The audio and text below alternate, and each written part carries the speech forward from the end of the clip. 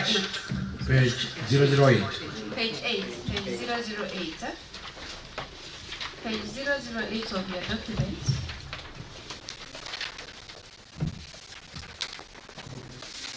So the department started preparing to take mangoes for Kalamba Way before the season started. So we had pre-season activities, during the season activities, and post. So to highlight what we did as a department, so the department throughout the process engaged the plant management to participate in the business-to-business meetings and forums that we usually have with our farmers across the county. On 21st November 2025, the department wrote a letter to the management seeking to establish the level of preparedness by the authority for the mango offtake and puree production. The authority, you can go to Annex 8, the letters are there. It's separated by the number 8.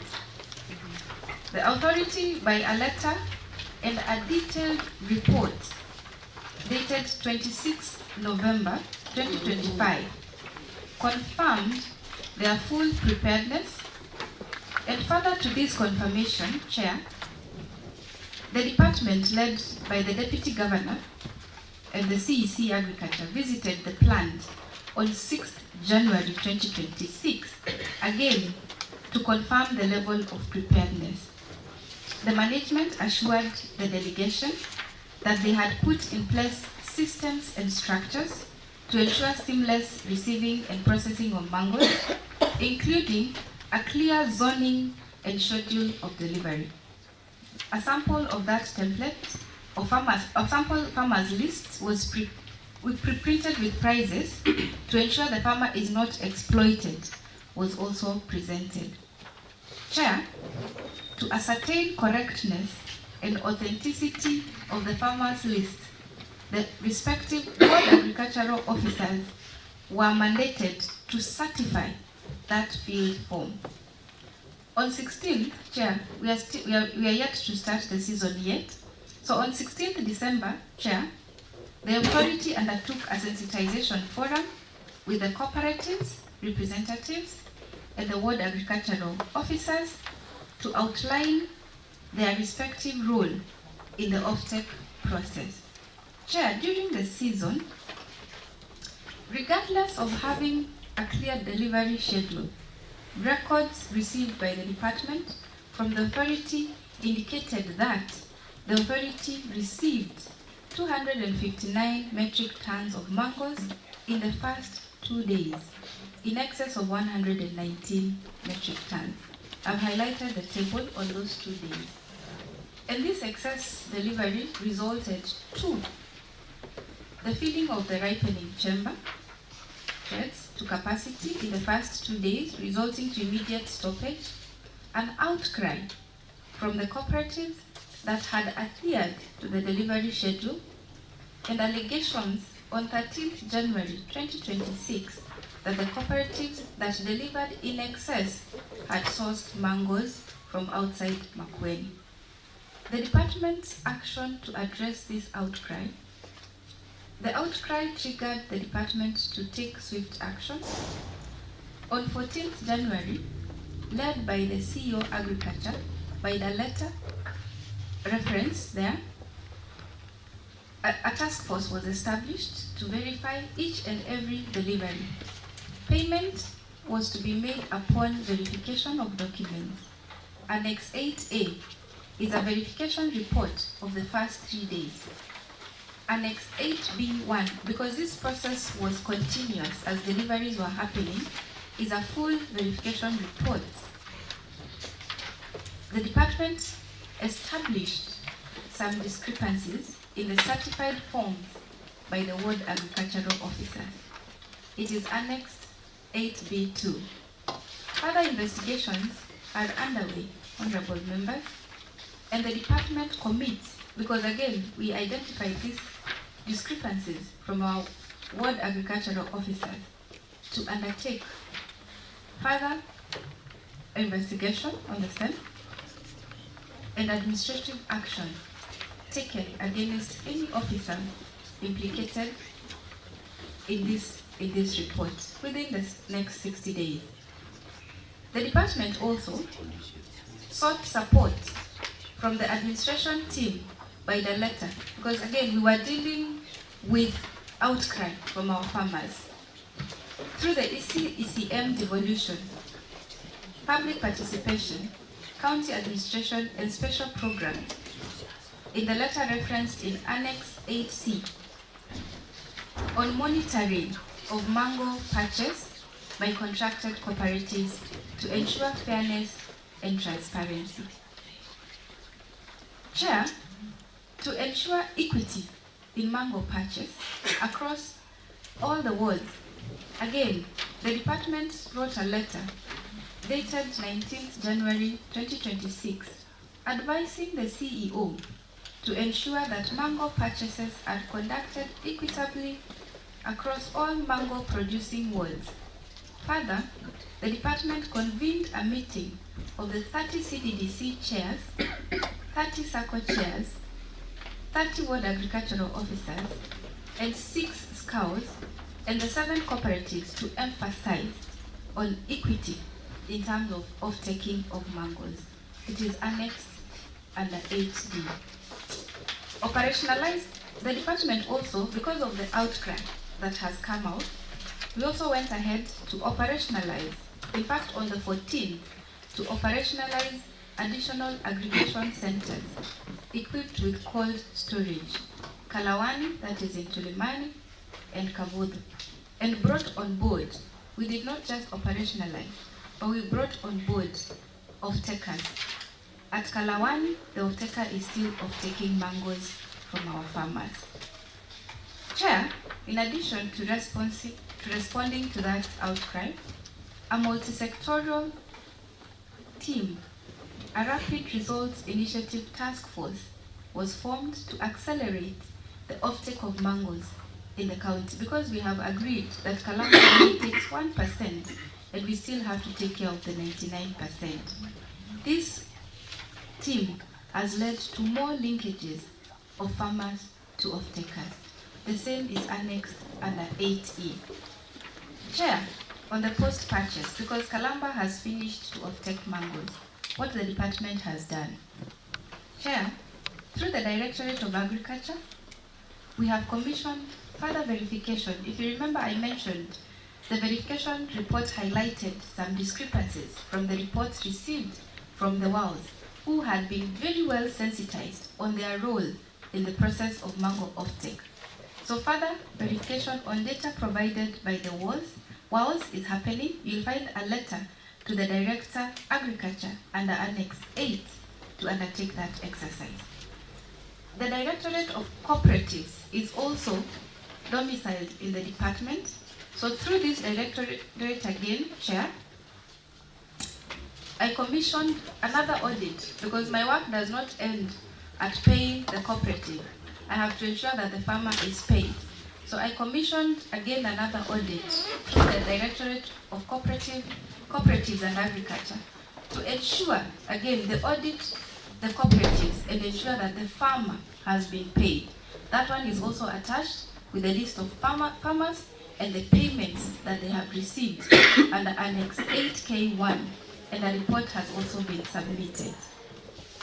Chair, the next step I have taken, because this happened just when we are undertaking the public participation, I have used the team on the ground, the agricultural team on the ground, to sensitize farmers through the ongoing public participation to join farmer producer organizations, cooperatives, and enhance aggregation.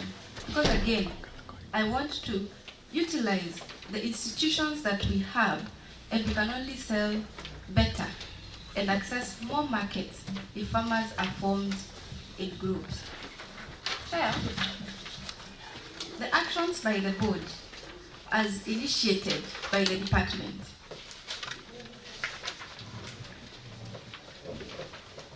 The board of the plant added more funds as a result of this outcry. so that the plant can uptake more mangoes. So from the 13.9 million, the board added an extra 6.4 to enhance the uptake of mangoes this season.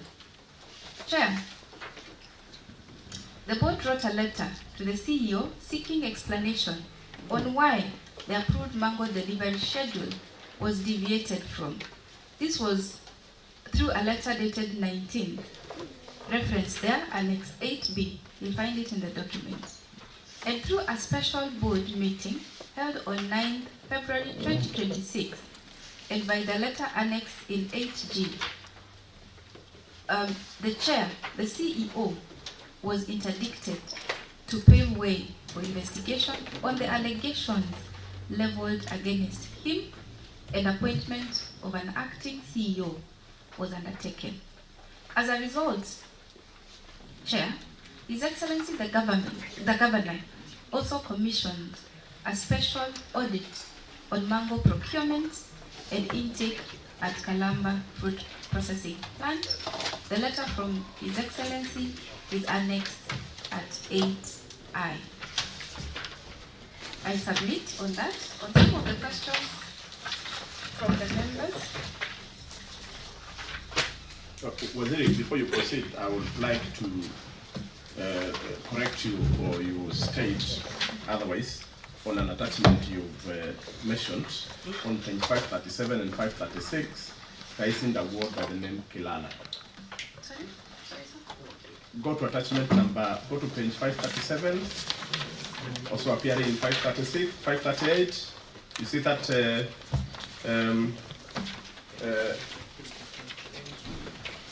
list of summary of the words. yes. The last one.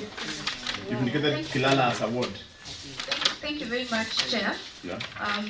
Since the officer that was undertaking the verification report, who is seated right next to me, she can make a clarification on that entry, with your permission. No. CEO Victoria. Yes, thank you, Chair. This was noted when we were doing the analysis, because we were keen in, when we were doing the analysis, we were keen in as per the entries, but clearly Kilala is in Ukia, so it was just a matter of now putting Kilala into the right word. So this entry is supposed to be under Ukia. So we can add whatever is in that entry to Kilala. Ukia. Yes. Is that it? Yes. Something else, Waziri, as you proceed to answer the questions, you've alluded that Kalamba can only offtake 1%. You confirm that? 1% of the produce. Based on the numbers and based on budget, because offtake again is pegged on a budget. Kalamba can offtake 50% with availability of budget, and it can also offtake 0.5 based on. But within this financial year, the budget allocation, it's almost not quite 1%, but 0.00 something. Because from the numbers that we have, mango production in Makueni, as at 2024, Makueni had produced mangoes worth around 181 million kilograms. So that was 2024. 2025 and today 2026, estimating to a production of about 200 million kilograms, but vis-a-vis the budget allocated this financial year. So Waziri, I'm taking you somewhere. You knew very well that the budget that you had could offtake 0.0 something percent. In your narration about the pre-season preparation and during season preparation, I have seen very little about the 99%. You may be the biblical shepherd who goes for the 1% and leaves the 99%. Because we could have seen more of your preparedness to take care of the 99%. But in all these preparations, you are taking care of the 0 point something only. Not even mentioning about how you are prepared to offload the 99%. I expected to talk about exporters, local market, and all that in part of your submission. Thank you very much, Chair. I can take you to question 3 to respond to the 99%. The response earlier was to the 1%. But I can. Okay, if we will get there. It is Because there. you have a response on Yeah. Yes, I have. Chair, for concern on this matter, maybe you can allow me. member for Olala. Yeah, thank you. I was specific, Chair, on matters of procurement. That's why my question was so specific on procurement, preparedness on procurement. Because it must be guided by a national law, since public resources have been utilized. And we have the Public Procurement Act. And I want to connect that with what has been provided here, Honorable Chair, because we are seeing cooperatives which there is no explanation about the bidding. And that's why selected wards, cooperatives, went ahead to do the purchases on behalf of the farmers. So we would wish to get that preparedness, because on matters of openness and whether the information was shared across board to avoid discrimination on some wards. That was my specific question on preparedness. Thank you.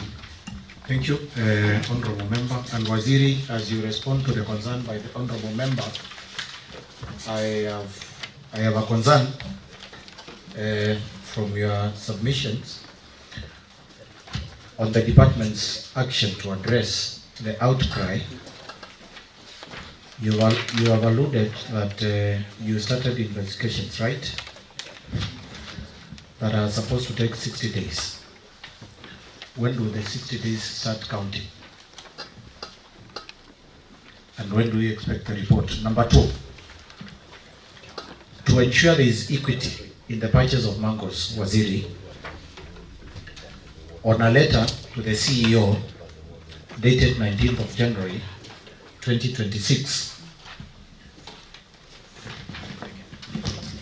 the letter you had written to the CEO, you are advising him to ensure that there is equity in the purchase of mangoes across the county. In today's meeting, Waziri, we have ward agricultural officers from the wards that mangoes were purchased from. This was done on the 19th of January. Today, we are on 13th of February. We do not have a full representation of the wards.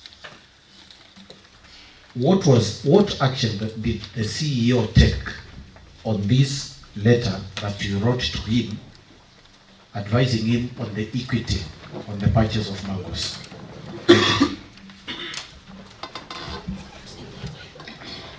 Thank you very much, Chair.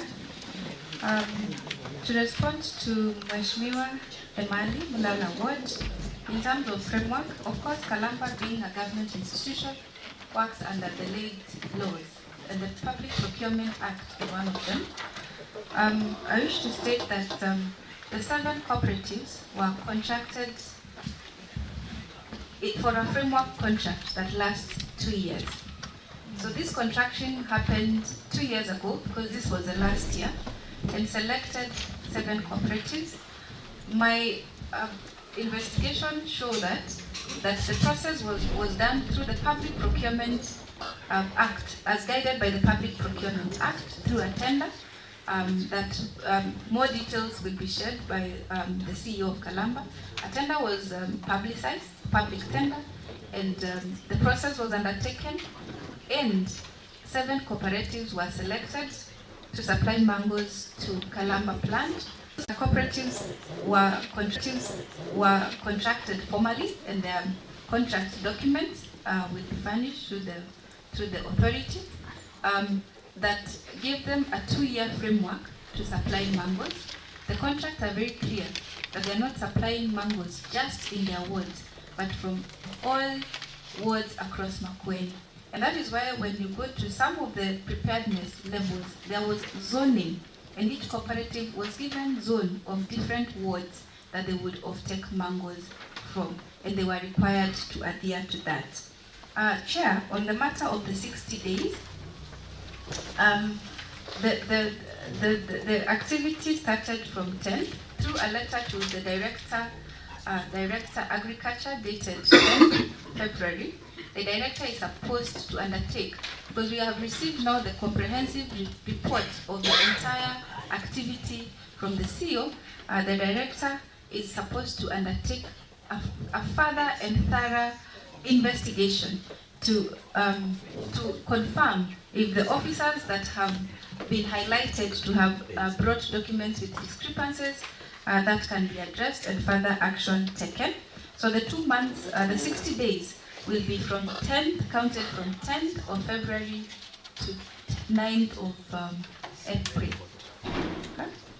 On equity, from the letter that I wrote to the CEO, on further follow-up on the same, I'm aware that the CEO called a meeting with the chairpersons of the cooperatives and communicated the same, and further followed the same communication with a letter that, for purposes of ensuring equity, that cooperatives will only be allowed to offload mangoes from the wards that had not been reached by then. And in my, if I remember clearly, actually, that followed, the days that followed, we would find that we were only ensuring, and I know there is a question that highlights why some vehicles would come and go before the others, because we were ensuring that the wards that had not supplied mangoes, case in point, Bitini and Kisau Kiteta, some trucks were brought, and because the queue was very long and we were trying to enforce this equity, those trucks, a meeting between the management, the CEO and the CEO and the director sat down and decided that priority will be given to the wards that had not supplied mangoes. And that is what the CEO was required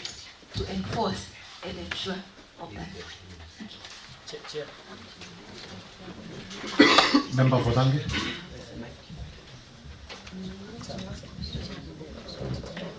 Member for K.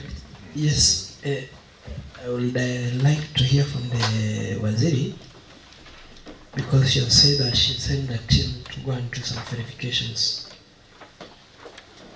And when something has issues, we don't rush on matters payment.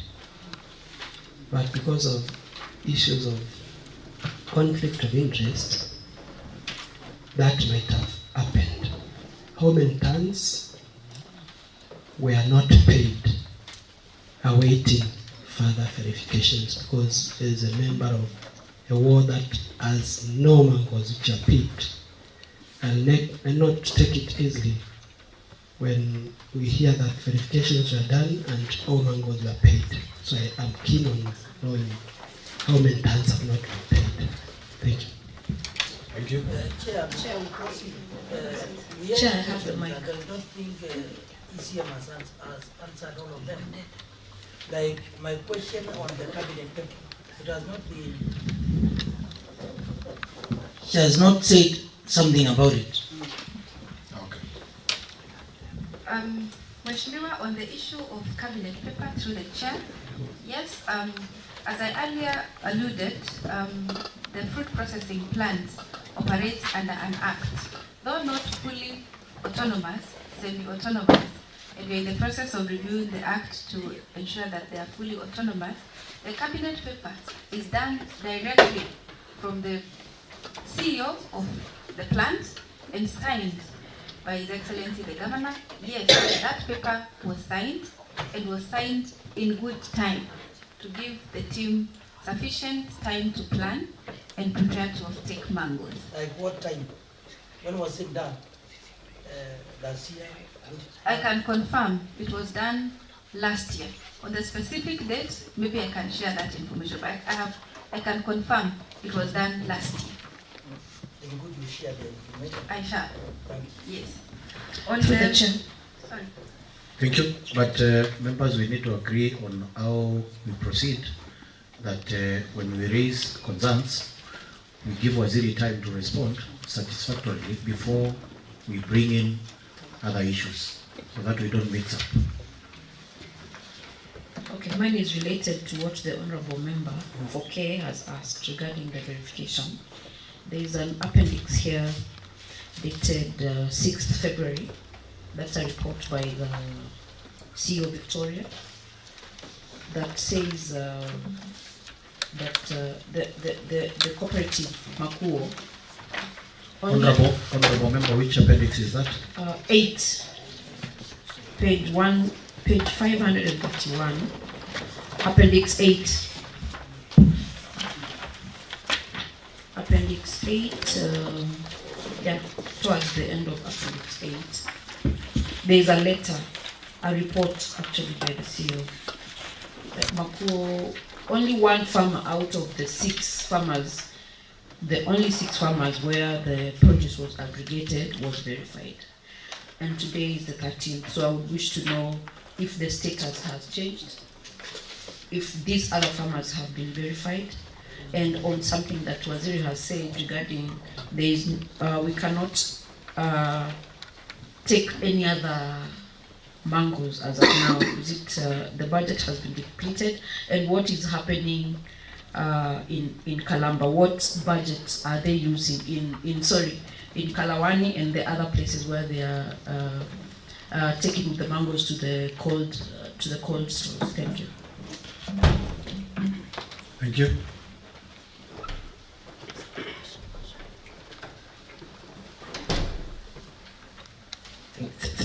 Thank you, Chair. Chair, I want to go back to the date 8th and 9th.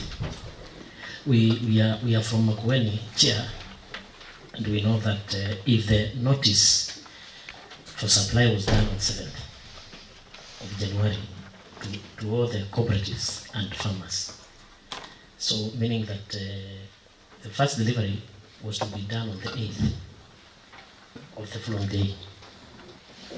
Chair, we need to get clarity from the Waziri. How comes that within 2 days the factory was full, and again was the verification done to the letter? Because Honorable Chair, you find that there's a report. If you go through there's a report which we have given by the plan that all the cooperatives, they were supposed to purchase mangoes from members, not outside the members. So we need to get the verification. How comes within 2 days the plant was full, and number 2, the cooperatives got those mangoes from their members? I'm saying the notice to supply mangoes was done on 7th of January. Honorable Member, if you allow me to guide you kindly on the first concern you've just raised on how come in 2 days loads of mango delivery was able to have been received at Kalamba. I would direct that that particular concern will be addressed by the CEO Kalamba, because that is the person in charge of the factory who was receiving the mangoes. The reason, Chair, I'm asking that question, the Waziri said he verified. She has done verification. So, and Honorable Chair, we need also to be guided. Kindly don't answer on behalf of the Waziri. And Honorable Chair, this is a serious matter, and the reason we are here, Honorable Chair, is because there are allegations that the first 2 days mangoes were not from Makueni. We cannot prove at now. So we need to know, Honorable Chair, and Chair, let's answer questions, because these questions, they are in the matter.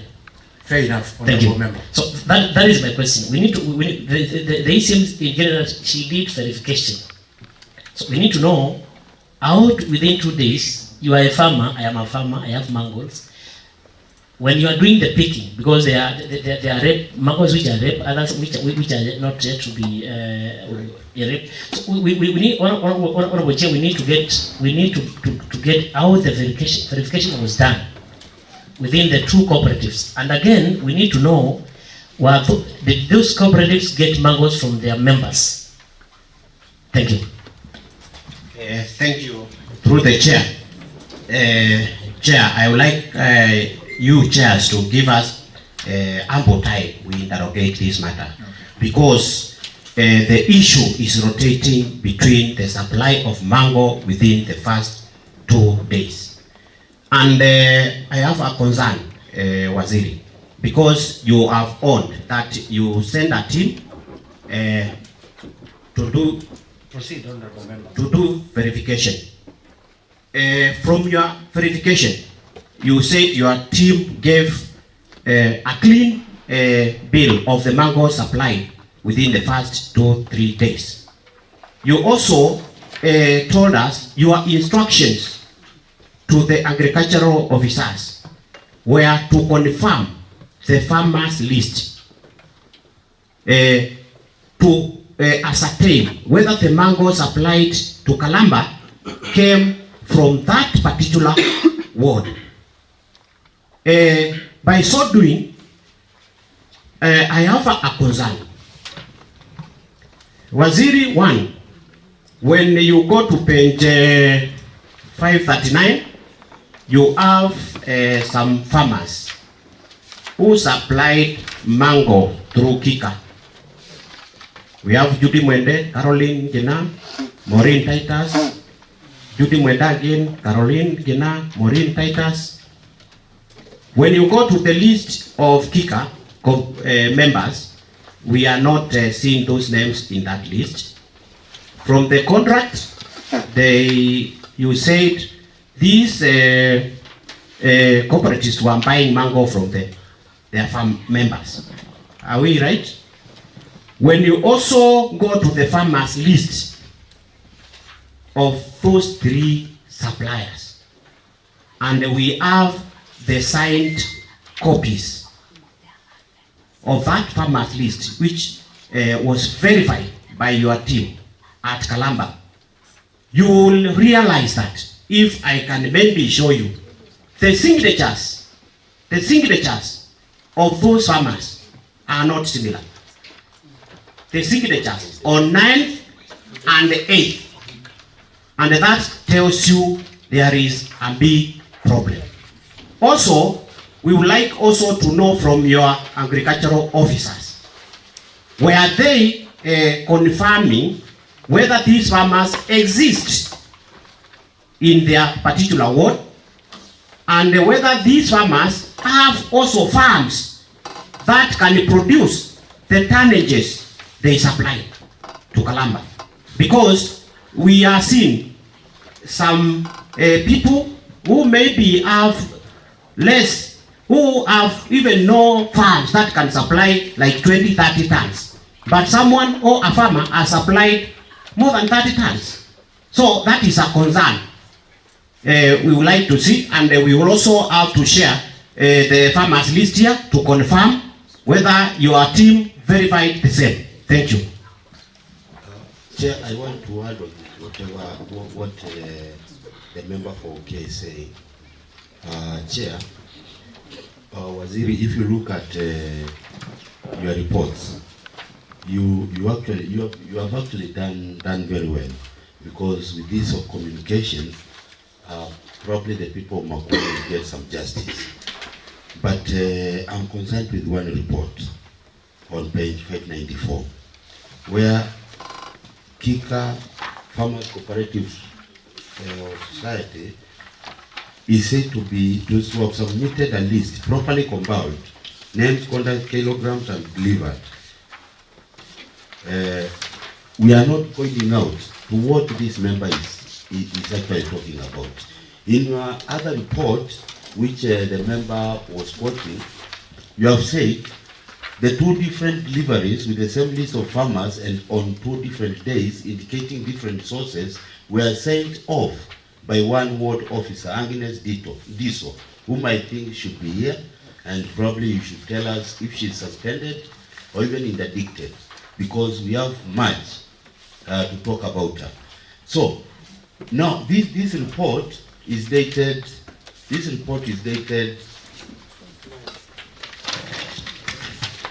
11th February. This other audit report is dated 13th, 12th February. So these reports, if you look at them, they are a bit different. So we are concerned. Are we going to get a report which will probably unravel the mystery? Because now if you say it's like you are sanitizing them in the second report. The first report we can see. And now, because Chair, we are here and the officer is here, that particular officer from Ukia Ward, you know, she should take oath and verify these two forms, where the signatures are different, where the same people supplied.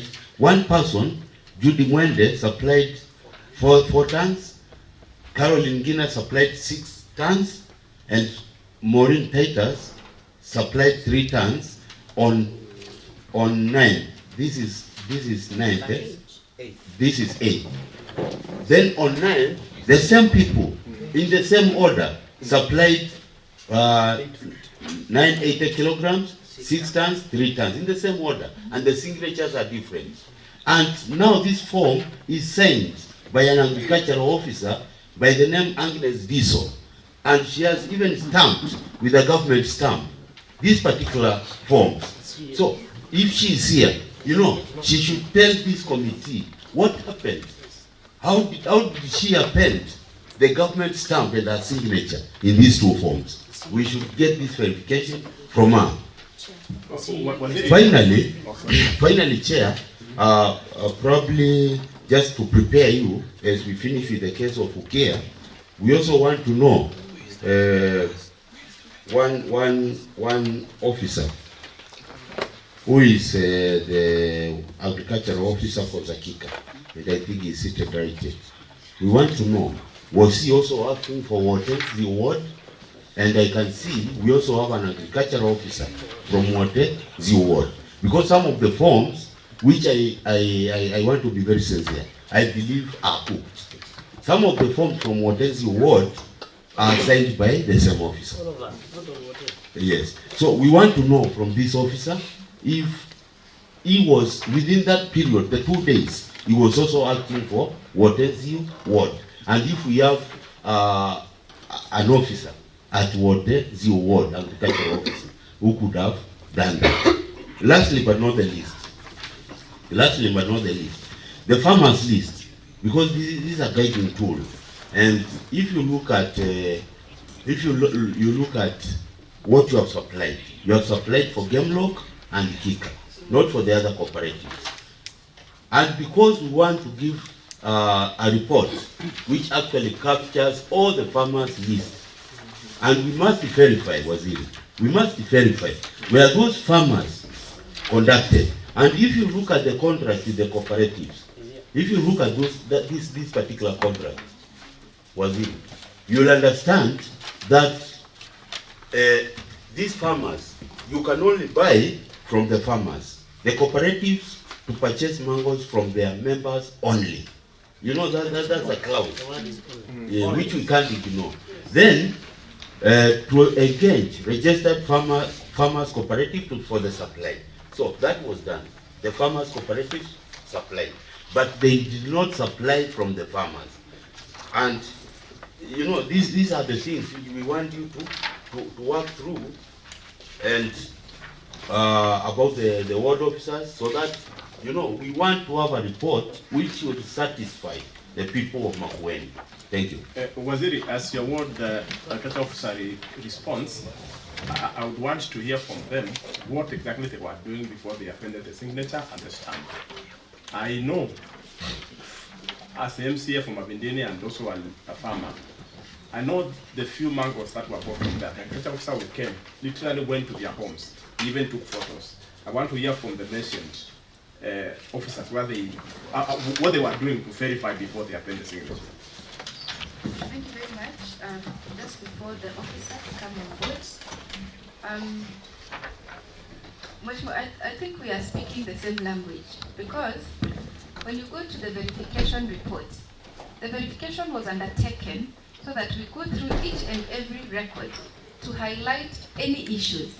And the report we are referring to, page number 539, it is under findings of this verification exercise. The team established finding number 4.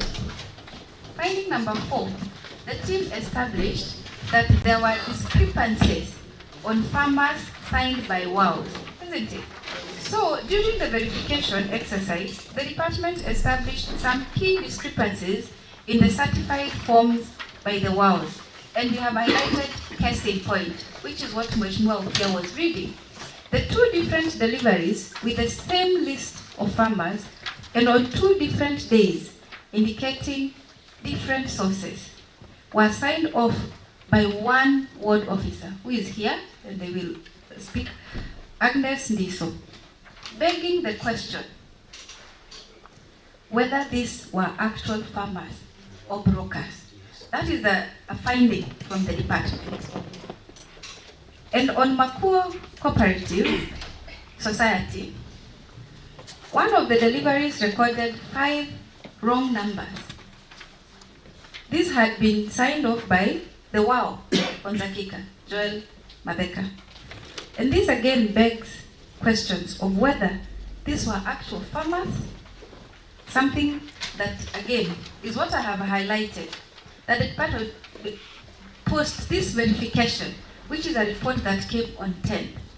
Then from these findings, again I have appointed the Director Agriculture to go further and do a further investigation and action, and committed to an action that will be undertaken against these officers or any other officer that will be found to have misled the offtake of mangoes.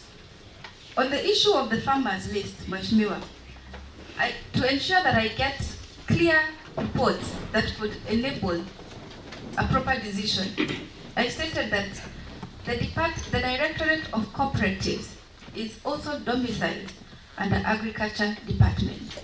So again, I tasked the Director in charge of cooperatives to undertake an independent audit, and that audit was now targeting the cooperatives and the farmer, the last mile, so that this would also give me an independent report that will enable me to understand if, yes, if the farmers were taken for mangoes, and if the farmers were paid, and if the farmers were paid the 19 shillings as indicated.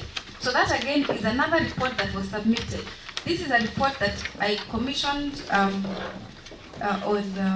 11th, and the report actually states that it's a preliminary findings report, and I will go further to undertake a detailed report.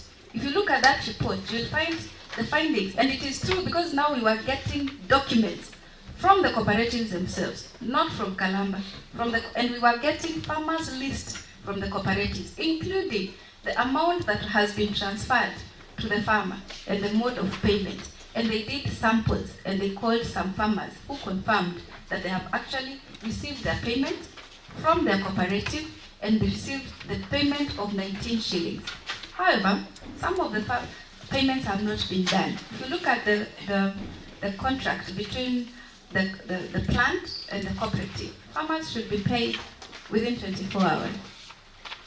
So again, there is a highlight that a farmer's payment worth 2 million has not yet been remitted to farmers. This is a report that came to my desk yesterday, and again, I will engage because the cooperatives have a responsibility to pay farmers within 24 hours. On the other questions, through the chair I can proceed.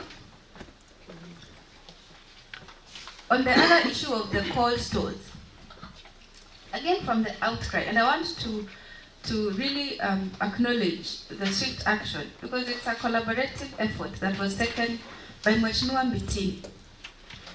At 3 a.m., he woke me up and told me you must operationalize Kabodo cold store. 3 a.m. and by 8 o'clock, Mheshimiwa is here, he can confirm. I had already confirmed the operationalization.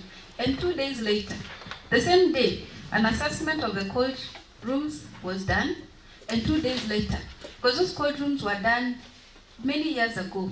The cables and the cables that power the cold rooms had actually been eaten by rats.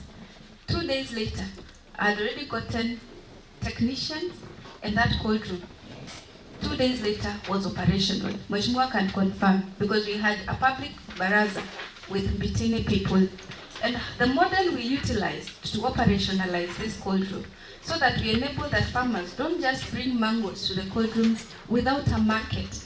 We went further to get off-takers. We brought an off-taker in Kamudu, Mheshimiwa can confirm, and we brought an off-taker in Kalawani, Goshen, who is still on the ground.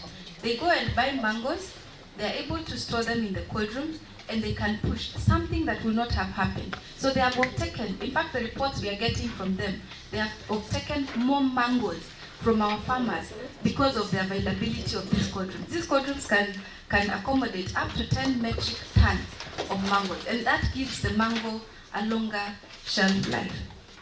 So it is not the farmers that are directly taking their mangoes there, but the off-taker picks mangoes from them and they utilize. And these off-takers are actually starting with the farmers within actually the ward. That is something that can be confirmed by the honorable members who come from those wards. At the same price? Different off-takers have different prices, but because we have been able to, we have VAT, who is off-taking at 18 shillings per kilo. We have Goshen, who is off-taking at 20 shillings a kilo. But again, the reason why the department is advocating for farmers to join cooperatives is that these off-takers work with established groups. If you go to there is a report there from VAT. VAT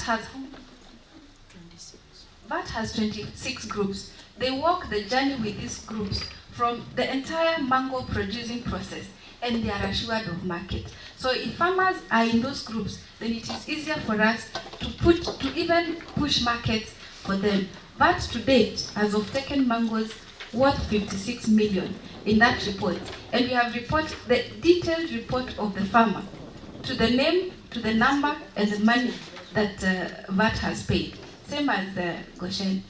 So that is the response to the operationalization of the cold stores.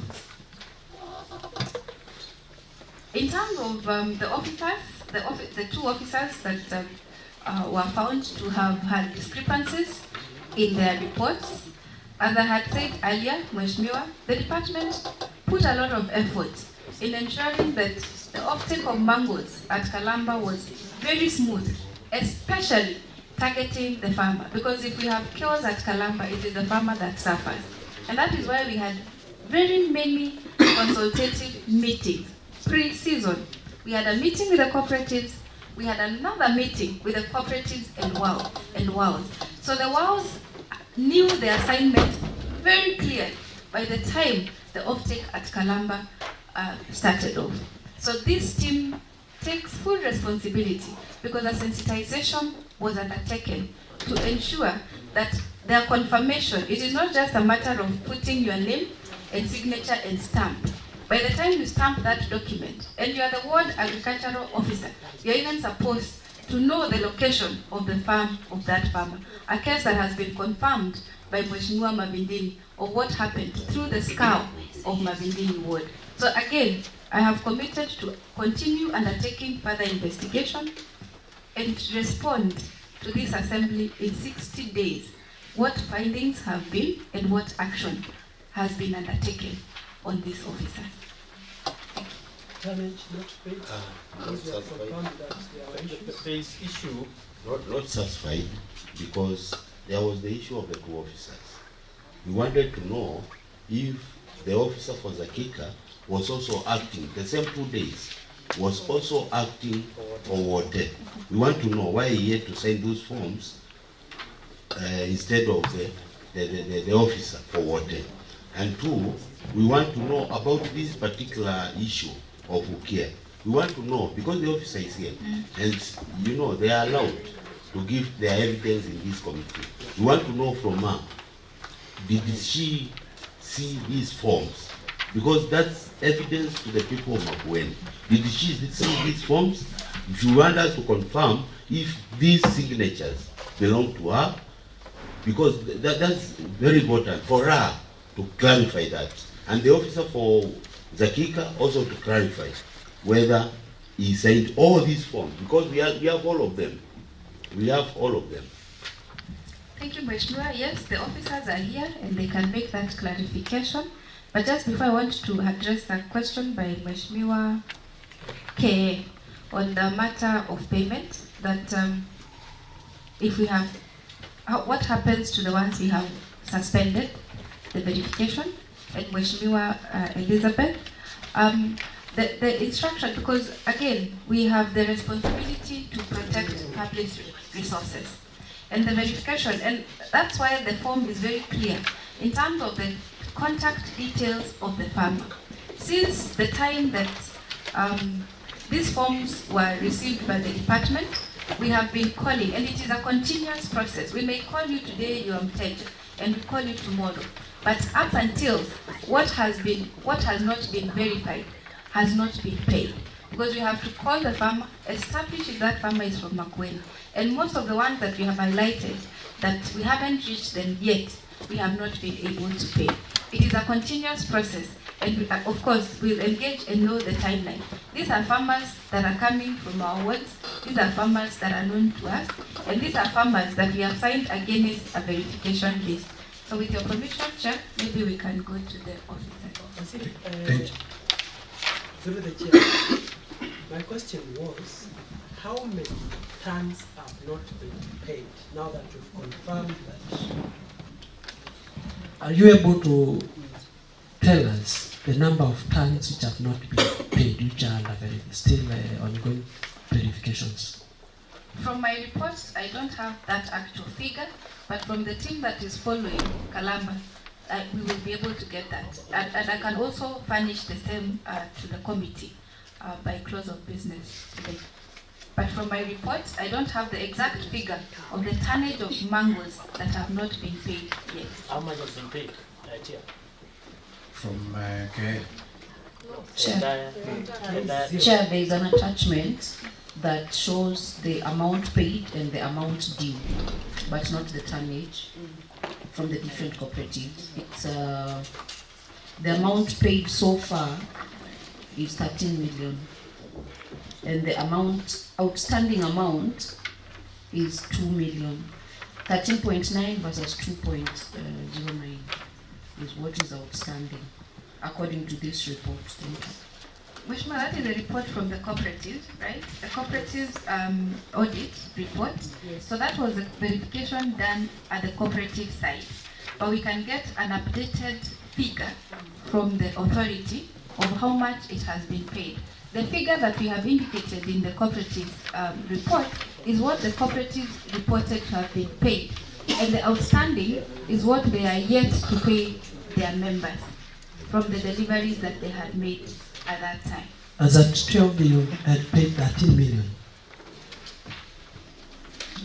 13,978 as per the cooperatives. Yes, yes, yes. We proceed. Let's have the two members take oath so that they may shed light on the issues raised by the honorable members. The two officers, the officer from Ukia, and the other agricultural officer from Zakika.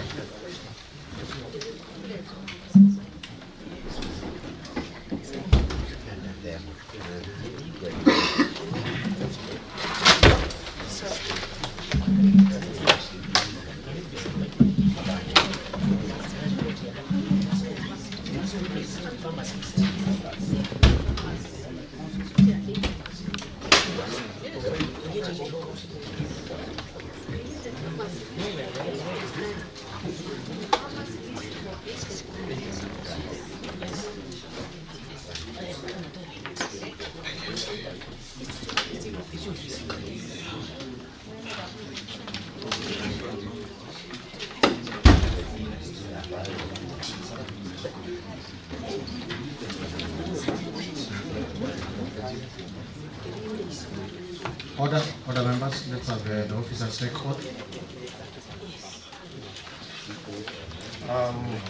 I, Joel Mateka, having been invited by the Joint County Public Investment and County Public Accounts Committees to testify in regard to the purchase of mangoes by the Makueni Food Processing Plant in the year 2025-2026, do affirm that the evidence that I shall give before these joint committees shall be the truth, the whole truth, and nothing but the truth.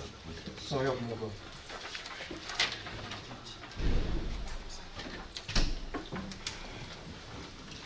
The other officer.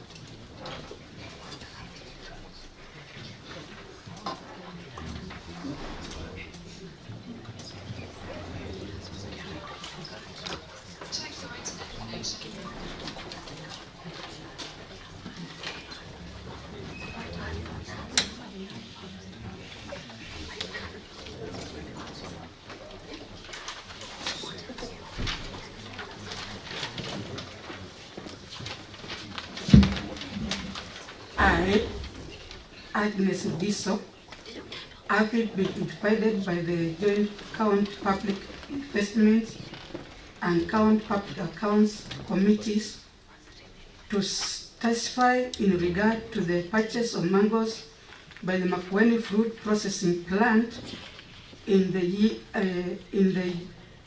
financial year 2025-26, do swear that the evidence that I shall give before these joint committees shall be the truth, the whole truth, and nothing but the truth.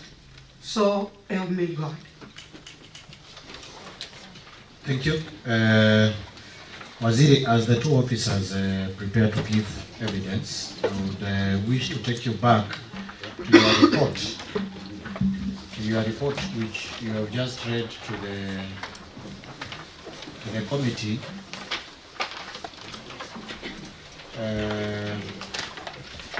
on the specific area during the season. You have indicated that regardless of having a clear delivery schedule, records received by the department from the authority indicated that the authority received 259 metric tons of mangoes in the first 2 days, in excess of 119 metric tons. And you have given a schedule of the cooperatives and whatever they supplied. Waziri, are you able to furnish this committee with a formal list of this delivery of the first 2 days of the 259 metric tons of mangoes supplied to the factory in the first 2 days? Thank you very much, Chair. At the back of that big report, the attachments, the documents that are received from the authority. So at the back of that document, big document. Page?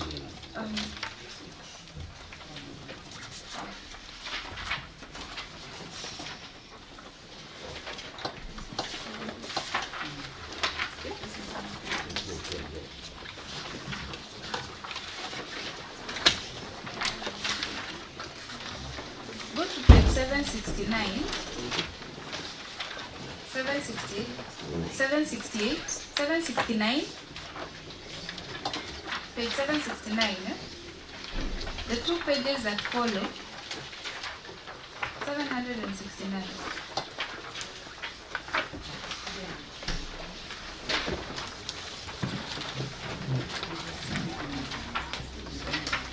The 768 and the blank page 769. So the documents that start there are documents from each of the 7 cooperatives for the supply of mangoes for the period, the season. So all farmers' lists can be found from the. So you'll find a batch of the first cooperative, which is Gemulok, and then sorry. Then you'll find all the documents around that cooperative, then another batch for the next cooperative, like that until you get to the 7 cooperatives. So the farmers list is furnished through that batch of documents. Chair, in line with that, I will require something.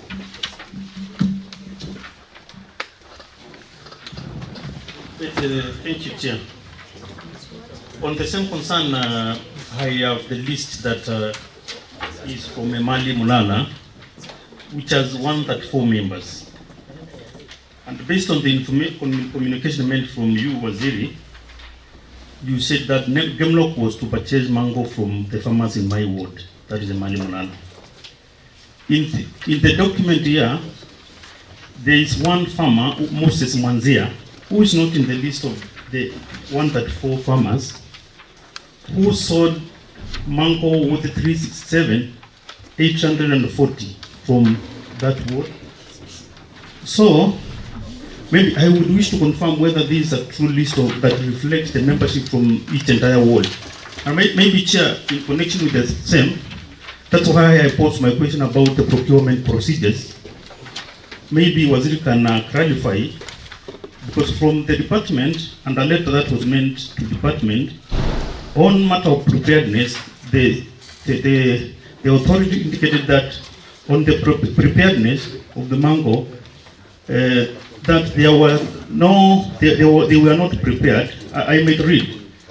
On preparedness for mango purchase and pre-production, they say no much has been done since we don't have an approved cabinet paper. But on that matter, on the purchase of mango, the following methodology was to be proposed.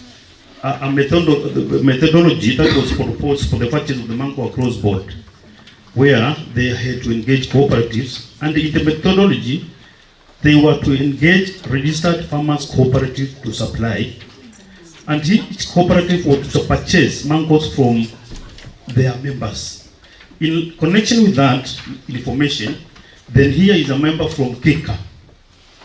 There is a cooperative, Kika cooperative, that came to my ward to purchase mango for one Moses Manzia, who is not a member of among the farmers, and how Kika came to purchase mango from my ward while Nemlock was to purchase, was had the authority to purchase mango from that ward. That is the confusion. In addition to that, you want to add something? Honorable Chair, I want to request the Waziri first to hold this document before we go for further engagement.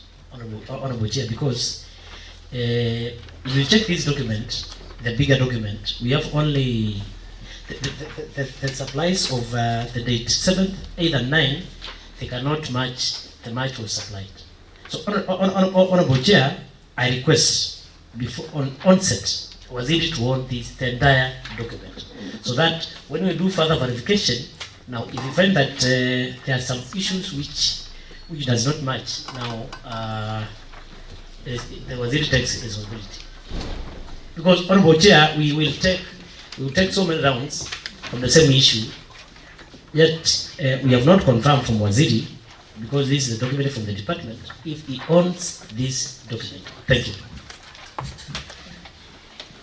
Thank you. Okay. Through the chair, because I think the Kilele Kalamba, not Kilele, Watenzio agricultural officer is still here. I think he or she can still take oath and say where she was before we hear from the Zakika agricultural officer, because there is something I want to hear as an interested member. Please, Chair. So, Chair, with all due respect, in that case, we have the ward officer for Ukia to verify some documents here. Yeah. Then we have the ward officer from Zakika to verify something. Then we also have the issue of the money. One faith Faith Mutinda, who said 19 tons for the person who Honorable Kanelia said, 19 tons.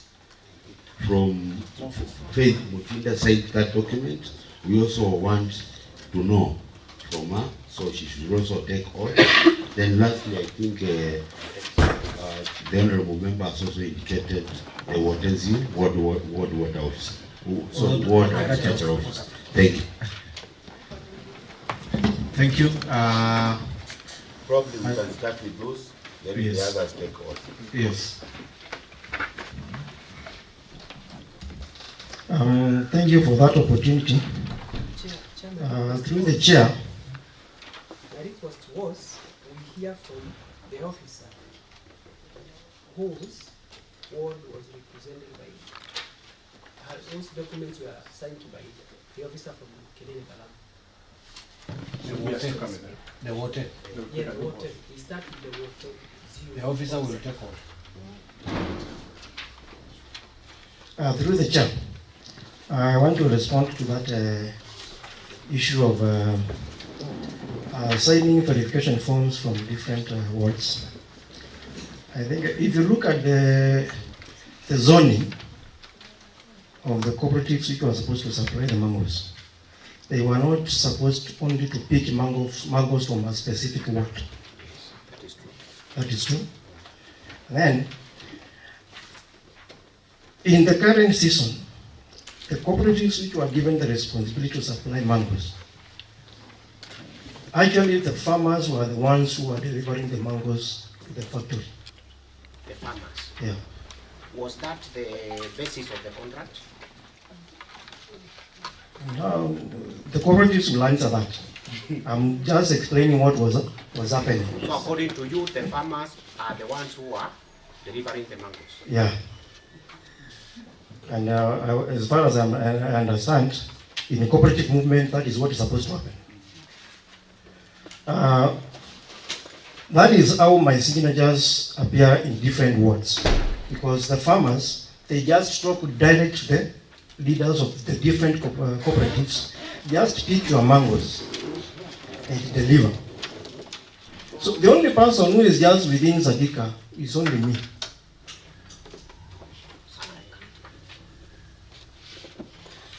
So a farmer is going to move to pick mangoes from Wotensio, maybe somewhere from Ziu, Makueni,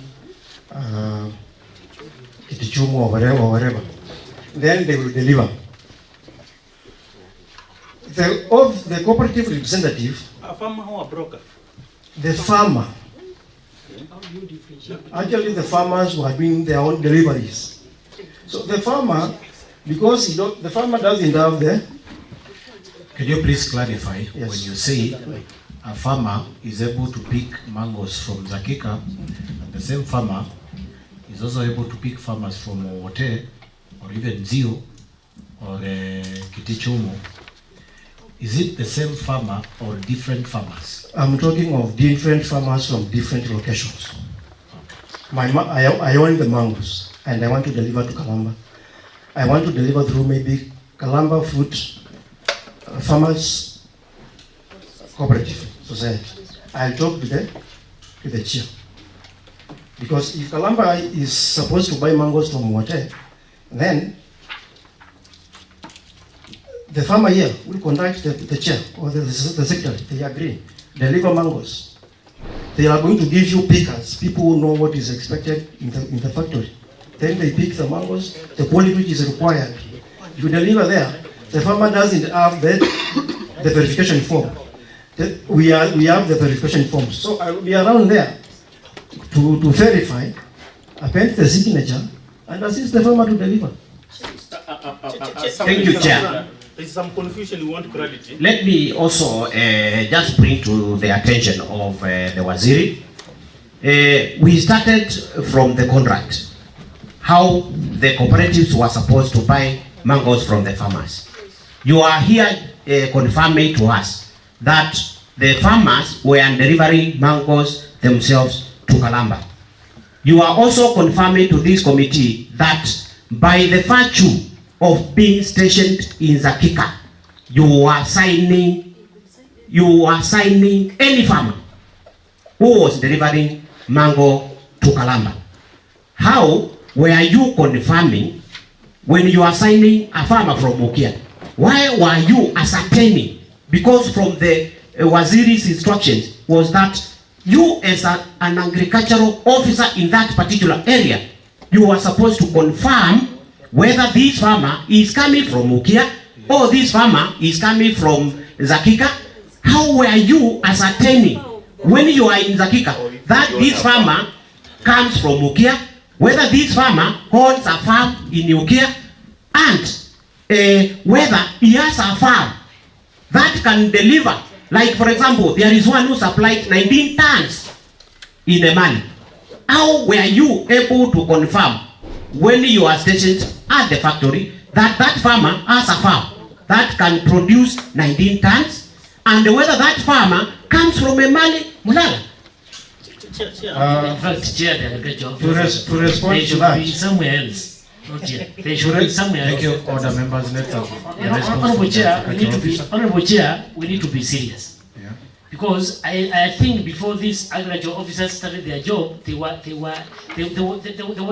the process. Or now they need to, before they sign, they must know where is this farmer coming from, and also he's from Zakika. The agricultural officer from Wote, she's still here. Yeah. You cannot sign for on behalf. Can you speak on behalf of the people of Thangi in the chair in the assembly? You cannot. So honorable Chair through and Waziri, you also need these guys to be serious. Otherwise, honorable Chair, they should not be here. They should be somewhere else. The reason our people are suffering is because of them. In fact, now we are now concluding on some issues. Thank you. Can I respond? Chair, as a response, I wish him to clarify on this matter, because from his statement he said a farmer can pick from farm to the factory. Here is one Judy Mwende who supplied on 9 through Kika farmers, and our number is indicated there. The same Judy Mwende, that is Zawi Wotensiu ward. On 10th, that is the following day, she supplied through Kika in Kilala. The same. Does it mean that she owns different farms and she belongs to different cooperatives? Because she also went ahead to supply in Wote, Nziu, and in 3 wards, one farmer. Because we want to eliminate the element of a broker and a member who is a farmer, who is a member of a cooperative. Chair, let that be responded. Thank you. I want to address officer, the as issue. you address, order. As you address, from your assertion that by virtue of you being positioned near the factory, that you are able to sign for farmers across different wards, I have a particular question for you. If a farmer X from Masongalene makes contact with a cooperative around Zakika, that they will supply, the particular farmer will supply through that particular cooperative, that is, for example, Kalamba Fruit Cooperative, and they make that agreement. Are you suggesting that if that farmer from Masongalene delivers their mango through that particular cooperative, you will sign for them? Because that is what you are telling us.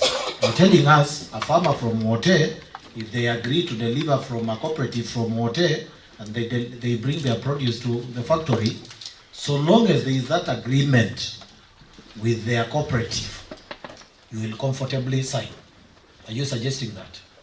That is what I wanted to address. Okay. Because I personally attended the briefing, the sensitization workshop which was in ATC before the off-take, because that was sometime since 16th of December, somewhere there. The instructions during the sensitization meeting were verification will be done through phone contact. It was never mentioned anywhere you make a physical van visit. Who The gave the verification instructions? was supposed to be done. Who gave the instructions that verification will be done through phone conduct? During the sensitization meeting at ATC. It was being chaired by the CEO of Kalamba. Thank you for being truthful. So are you officer? I just want to make a clarification. Order officer, you should be orderly.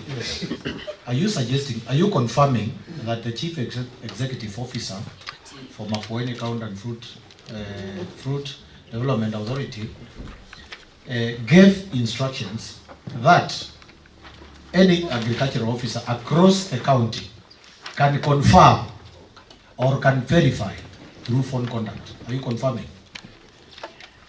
Yes Actually, no? the instructions were. Yes or no? Are you confirming? Yes, those were the instructions. And that, even with the previous years, that has been the practice. Fair enough. Yeah. You are confirming that the CEO gave instructions that officers can only verify through phone call. Through phone call. Yeah, that is the only thing I can do. Okay. Can I respond to another question? Can I ask something? Who is your boss? Who is your immediate boss? My immediate boss. That's how he's here. And how does do you have anywhere where CEO for Kalamba can give you instructions in your job area? No, the instructions were not coming from the scouts. This form is designed from, if you look at that form, it's from Kalamba. Yes. Sir. Yes. So, from the way the form has been designed, and to be actual, even in the field situations, no officer, let it be virtual, will move all those farms, verifying whether the man was. Officer, you're not responding to the particular question from the honorable member. The honorable member is seeking to know where are you supposed to take instructions from?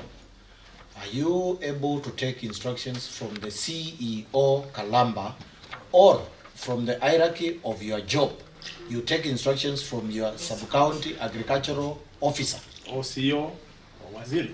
Yes, I'm supposed to take instruction from the sub-county agricultural officer as the immediate supervisor. Good. Chair. But I want to respond to this because as far as this form is concerned, and the sensitization meeting, the message was across board. When this form lands into your office, because actually we could not have suspended all the other things to do verification alone. Because that meant then we move with all those lorries to each and every destination where they are going.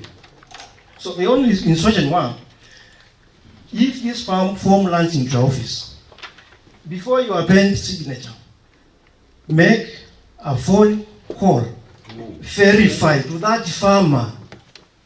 The farmer you don't know. How will you verify? Can I say something? Even the farmers who are, I don't even know all the farmers in Zakika, to be honest. All the farmers in Zakika, I worked there. I worked in Ukia for 5 good years. I don't even know all the farmers. I worked in Lima for 80 good years. I don't even know all the farmers. So let us just be virtual and open. There is no way an officer will move around with all those lorries verifying individual farms. If we want to be more thorough, then let us take the geo points of that farm such that when the cooperative representative is in that farm, they take the geo points, the coordinates, such that we can easily trace and locate the farm. Otherwise, the kind of verification you are talking about here is tricky, very tricky. You know, Chair, we are losing the Chair, we are losing. Yeah, so that is where I was asking the parameters for verification, because you can't just verify, because what are we verifying? You have to verify the tonnage, you have to verify if this farmer is from this particular ward, you have to verify if they are actually a member of a particular circle or cooperative and all that. So the only thing they were verifying by making a phone call was what? Yes. Have you delivered 20 kgs of mangoes? Yes. Then you verify. Anyone can do that. I can even bring mangoes from anywhere outside in this country. My question is, was your immediate supervisor present in that meeting No, the meeting was supposed to be, it was only for the ward administrative officers, the cooperative representatives, and the Kalamba team. Who was the senior most in your line hierarchy? CEO was there? Senior most. Leave out the From the department. Leave out the factory from the department. The invitation letter which was sent was only inviting the WAUs, cooperative representatives, those. And no one was copied among your seniors? You were copied? Of course, the leadership of the department was very much aware. There is a sensation what happened somewhere. And the report that came out of the whatever the deliberations that came from there, the ones you're saying you were told this and that, did it go anywhere? Did it, or you just picked instructions and went to work? Actually, yeah. Even when this crisis started, I think we also had a meeting from the factory, and this was still insisted, make it for verification using the phone numbers, because it is not practical to move around following 4 lorries from 4 different cooperatives in one ward. Officer, yes, please. I have. Sorry, sir. I need to clarify on something that a particular officer is raising. I come from Masongaleni, and we have mango farmers from Masongaleni. We have an agricultural officer based at Masongaleni, who their primary role is to have active data on the number of farmers and whatever activity they do across the world. Because the department has an advantage of having an agricultural farmer, a livestock officer. We have different officers, so we do not have lack of enough officers from the department. Are you suggesting that my agricultural officer, when a lorry is coming to pick mangoes from my farmers, is not able to verify where this particular lorry is picking mangoes from which farmer? Very good. Do you know when these guys were going to pick mangoes, they were not telling anybody?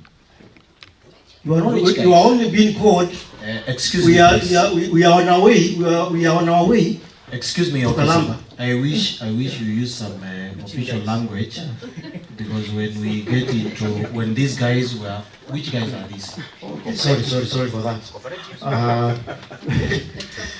The cooperative representatives, they want to deliver mangoes. They will not inform me that they are picking. They will only inform you when their lorry is full to capacity. How then, if you are not involved in the picking, that is collection of mangoes from a particular farmer, how then do you get in to verify by appending your signature on a supply form from a cooperative that mangoes have been picked from a farmer you do not know? Fine. A very good question. As he answers that, he was supposed to call the farmer. That's it. Yes. Okay. Chair, I want to respond to that. How I am coming in. Number one, I have said the cooperative representatives, when they go to the field, you are not informed. You don't even know which direction they are picking the mangoes.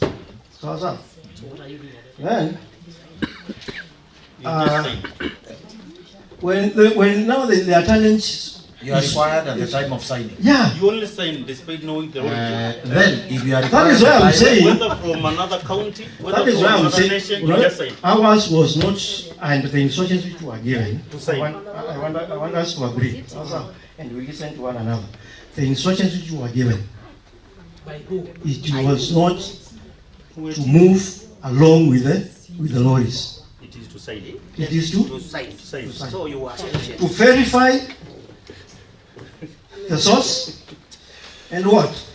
Who is giving you this contact? Thank you. Who is giving you the phone number that you'll be calling to confirm if mangoes have been bought from them, the cooperative? They come with this form when it is already filled. And they tell you to confirm. They don't tell me. They tell him to sign. Yes, to sign. You know, when he comes to the office, what you need is a verification and what? You stamp. So before you stamp, it is very simple. We have understood. You never met the farmers. You just there is no got the form with a list of farmers and numbers.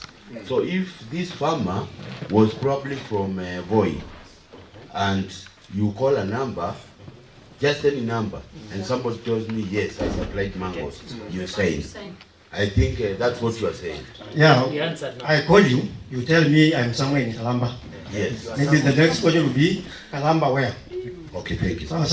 Then, we get you, we get you. Did you sell mangoes to this cooperative? Yes. At how much? This. Then I'm satisfied with that information. So any number from anywhere. Yeah, it's okay. It's okay. I'm just using the phone one number. Question. First question. Yes. First question, please, members. Where were you located during that period, 8 and 9? Where were you located? What was your physical location? 8 and 9. 8 and 9. Of course, me, I commute. So, on 8th, I was called and I was in the office. So the forms were brought. Your office is in Matiliku? Matiliku. So you SEC ground. So you could commute between the factory and... It is not far. Rarely did I sign forms from the factory. These forms... You said in the office. They were coming to the office. So you are confirming on the 8th and 9th, you are physically at your area of duty, that is Zakika Ward. Yeah, I was on duty. Okay, now. I was on leave and I had to suspend my leave because I've been called to. You don't need details. Okay, now, if you have seen the rules, or what do you call them? The guiding principles of the purchase. You have seen that the cooperatives must be registered, must have a farmers list. And that particular list is supposed to be verified by the agricultural officer. Do you have the list of farmers for all cooperatives in your office? That's one question. I have a list, but it's not updated. I think Waziri will have to update it in the manner that somebody may be deceased, somebody joined the cooperative the other day. So we don't update date. Will have to give us more details on that, because I don't know how it came to supplying one officer with the list of all cooperatives so that he can send for all wards. The other question, in this report, the preliminary report sent by the CEO, there is a paragraph, page 539. One of the deliveries recorded all 5 wrong numbers. Take note. One of the deliveries recorded all 5 wrong number cases. Wrong numbers. This had been sent off by a ward agricultural officer called Joel Madeka. This begs the question of whether these were actual farmers, something which needs to be investigated. Now, you have said you were calling the farmers. The 5 wrong numbers, did you call them? Yes. Did you call the 5 wrong numbers? Because whoever was investigating found that among the list you sent all those forms, 5 of the numbers were wrong numbers.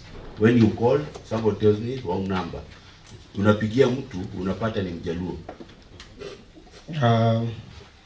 Did you call them? Actually, yes, I called all those numbers. They were not wrong. Thank you.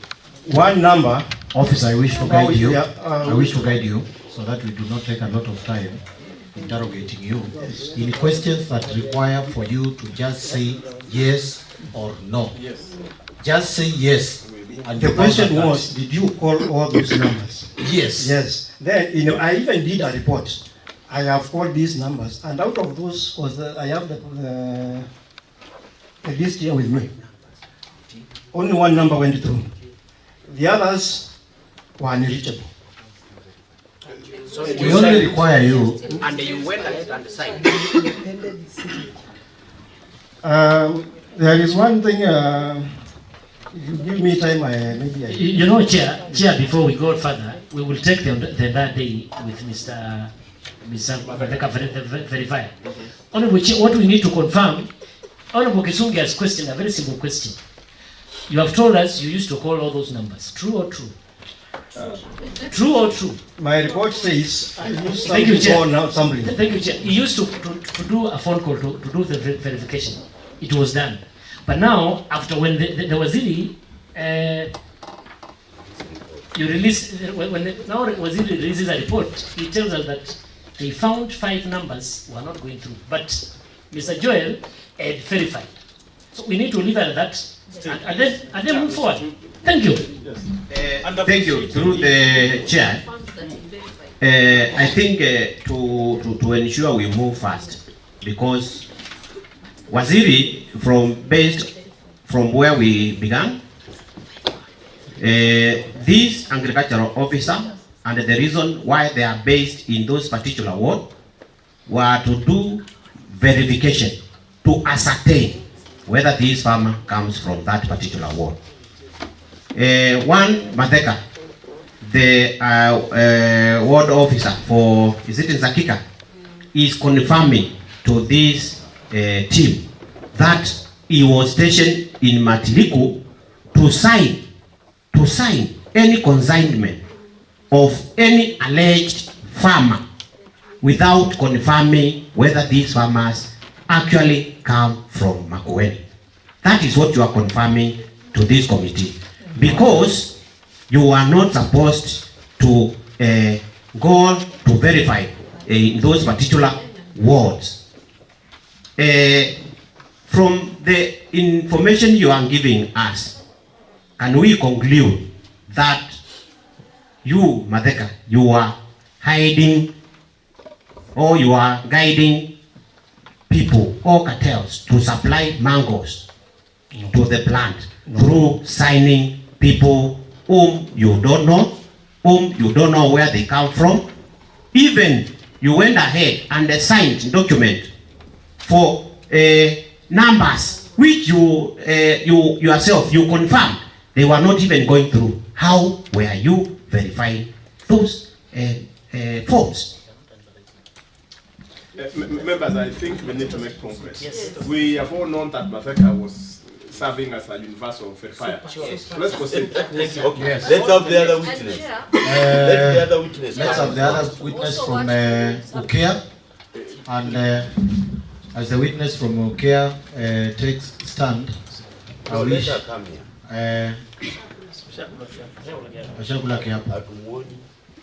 from where we are, maybe she can take the front seat.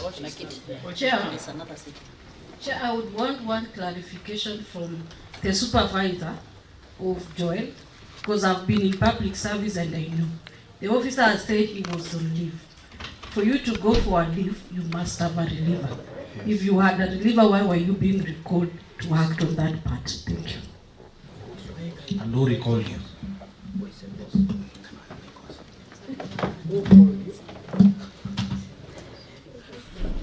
The sub-county agricultural officer from Makueni. Yes. We have one Joel Matheka. Yes. Who on the 8th of January was supposed to be on the annual leave. Yeah. And any government officer, when they take their leave, they are supposed to be someone else who fills in the gap, right? During the period that Matheka had left for leave, yes, who was in his position? Do I answer before I take the oath? Yes. Let's have. You can just answer. Through the Waziri. Answer through the Waziri. Yeah. Yeah. In the absence of the WAO and Zakika, the WAO water was supposed to act. Not was supposed to act. we are asking, yes, on the time that Joel had been released for leave, yes, who took over?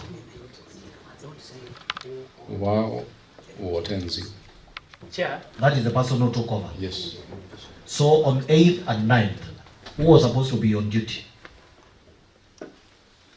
There were some departmental arrangements because the workload was very high. So Madaka was recalled to continue with his duties in Zakika. formally to facilitate the formally, formally or informally. Is there a letter? Is there a letter showing? Yeah, there must be a letter. Are you not sure? Are you not his boss? I'm the boss. Is there a letter? You did a letter? Yes or no? Yes or no? I did not do the letter. I You didn't do didn't the do the letter. letter. How was Officer Joel Madeka recalled back to work? Through your office?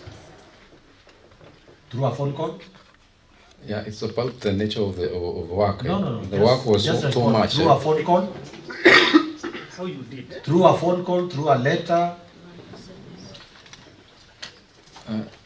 I don't even remember whether I was. I need to check my How diary. did he find himself back to work Yes. when he was supposed to be on leave? Of course, you communicated to him or you didn't? I did communicate to him. How did he find himself back to work if you didn't communicate to him? You are his immediate boss. Yes, I am. But remember, they had been called for a meeting at Kwakadoka. Let's be orderly. A meeting We are asking. that I didn't attend. Yes. Mr. Mwangi. Yes. We are asking. Yes. On the 8th and 9th of January. Yes. 2026. Yes. Mr. Joel Madeka was supposed to be on his annual leave, right? Yes. Yes. But on the same dates, he is on official duty. Yes. Signing documents. Yeah. On behalf of the government when he's supposed to be on leave, right? Yes. Who authorized one Mr. Joel Madeka to sign documents when he's supposed to be on leave? Ward agricultural officers were called at Kwakadoka for a sensitization meeting. Remember, they were called there. We have no problem with the Yes. sensitization meeting, Yes. Mr. Mwangi. Yes. We are seeking clarity Yes. on the action of Mr. Joel Madeka Yes. signing documents on behalf of the government. Because the document Mr. Madeka was signing were not personal documents. Yes. Right? Yeah. Who authorized Mr. Madeka to sign documents on behalf of the government when he was supposed to be on his annual leave? Yes, they were recalled and they were instructed to go to Kwakadoka for a training and sensitization on. Who recalled who? There was a letter that was written for all of us to go to Kwakadoka for a training. I don't know who signed that letter because I didn't receive it. I didn't attend that meeting myself. Yeah, the letter was written. You did see it, but you are aware of it. I remember that day I was not. Mr. Mwangi, you are not responding to Yes. the particular question. Yes. We are not asking about the sensitization meeting. Yes. At Kwakadoka. Yes. We are asking on a particular officer. Yes. Mr. Joel Madeka. Not all the ward agricultural officers across the county. Yes. We are interested in one Mr. Joel Madeka. Yes. Who was supposed to be on leave. Yes. But while on leave, he is seen to be acting on behalf of the government officially. So we are asking, who authorized Mr. Madeka to be on duty while he is supposed to be on his annual leave? There was a letter. I said there was a letter that was written instructing all the ward agricultural officers to appear at Kwakadoka for sensitization on how mangoes would be delivered at Kalamba. So it's at that point that he came back from leave. It is not. Chair, the CEO can explain. There is a letter that was written through the department. Did you see the letter? When was this meeting? Yes, I saw the letter. When was the sensitization meeting at ATC? 16th of December. Yeah. The sensitization meeting was held from what Mr. Mateka is saying, yes, was held on the 16th of December 2025. Yes. We are talking about 8th and 9th of January 2026, not 16th of December 2025. Okay. We have no problem with 16th of December. So I didn't like. We are seeking clarity on the 8th and 9th of January. So there is no letter that I wrote recalling him back to office. How did he find himself back? That is enough. That is enough. Thank you. You can take your seat. And as the next witness takes stand, Waziri, I wish to have a clarity from your office. Are you aware about the sensitization meeting at ATC?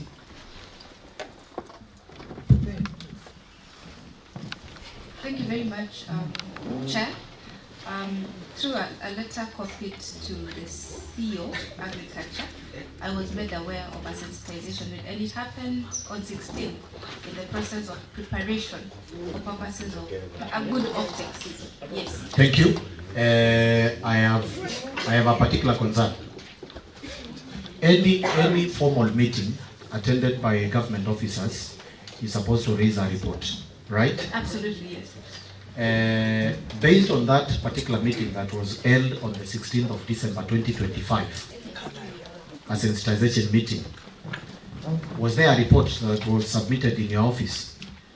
Chair, the report was not submitted in my office, but in my verification and preparedness tour on 6th of January, it was showed to me by the CEO that yes, a meeting to sensitize the WOWs happened at HCC, and there were minutes to confirm that of the discussions that happened, because it is from the same sensitization that followed the further communication to the cooperatives on the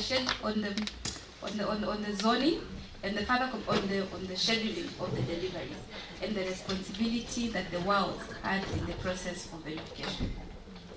So you have a copy of the minutes? The copy, not in my office yet, unless it has been delivered at CEO's, but I saw the minutes and the reports at Alama during my verification too. Okay. The Ward Agriculture Officer from... question from... Yes. Thank you. Thank you, Waziri, for that acknowledgement. Maybe from that meeting, which was held at HSC, maybe after that meeting, were there any instruction from your office or from your CEO that any officer who is on leave must be recalled?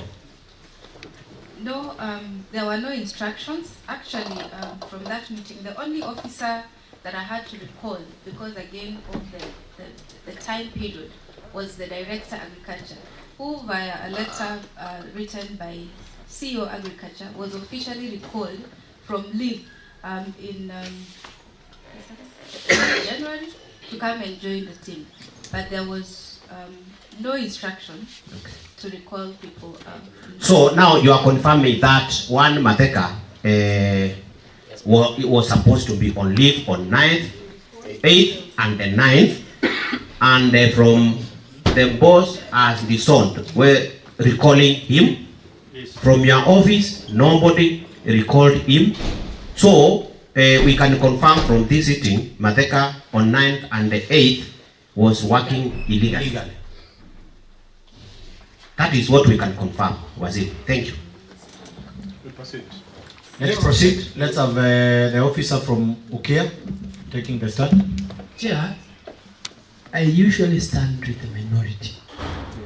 And I can see that Mateka, being one of the union staff, might have received a phone call to fix him because he has nothing to do. Let us give Mateka the opportunity to defend himself before the assembly, which should start with the minority. He has had all the time. Thank you. Give him the last opportunity. Waziri, can you confirm to this committee, do you have a schedule for the annual leave for all your officers in the department? the operational officer that supervises the team is right here with me, Director Mary, and at that level, maybe she can clarify. But ideally, the leave should have a schedule, and everybody should be known when they are supposed to take leave.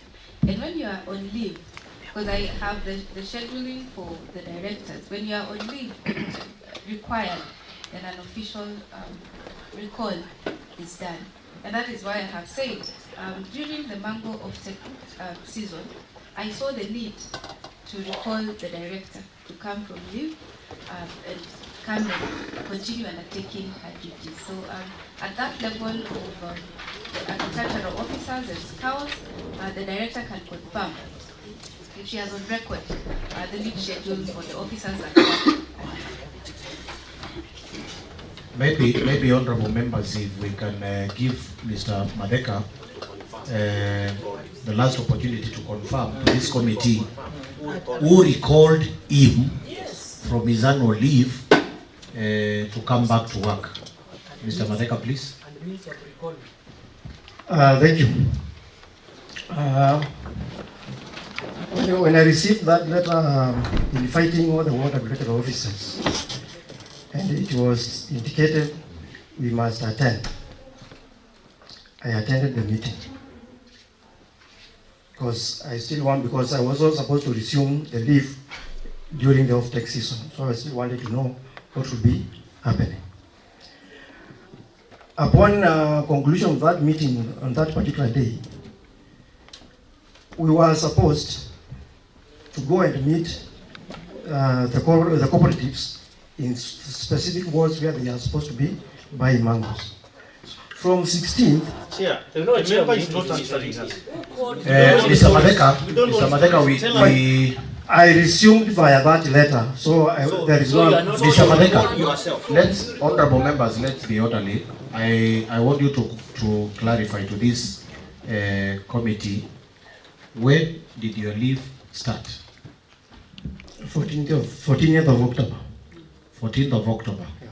When was it supposed to end? 23rd of January. 23rd of January. Yeah. You received a letter inviting you for a sensitization meeting, right? Yes. Which was supposed to take how many days? A single day. A single day. Which happened on the 16th of December. On the 17th of December, where were you supposed to be? On 17th of December, I was supposed to be at home, or wherever I was. On leave? Yes. So, your leave was supposed to terminate on the 23rd of January 2026. Yes. We have evidence of you, Mr. Madeka, a pending signature as an officer on duty on the 8th and 9th of January, right? Yeah. Who authorized you to come back from your leave to act as an officer on duty? Let me say this. In most cases, I was not given an official letter, but there is that wall where we communicated as staff. We were told, make sure in your station. Those who are on duty. Make sure you are on your station, and then depending on the workload which we have, because there was no, the only officer who was supposed to be acting was from Wate. Yeah. Let me ask something, Mr. Mateka. Please, the invite to the meeting was a letter addressed to you, or it was a circular to better officers? It was indicated all the 30 wards. Was it a letter addressed to you, or it was a circular indicating ward and cultural officers attend this meeting? It was indicating all the 30 ward and cultural officers. Then you should have known that you are on leave and you abstain. How can you recall yourself from leave to come and do something else? You seem to be a good guy. We'll be engaging you when you have leave. Thank you. Let's proceed. Thank you. I think, members, it's very clear how Mr. Madeka found himself back to work.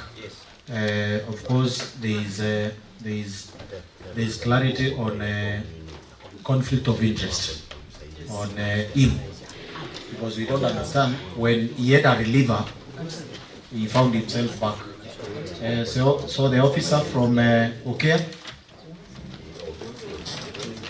Yes, thank you, Chair. Chair, we would like her first of all to confirm and own those documents.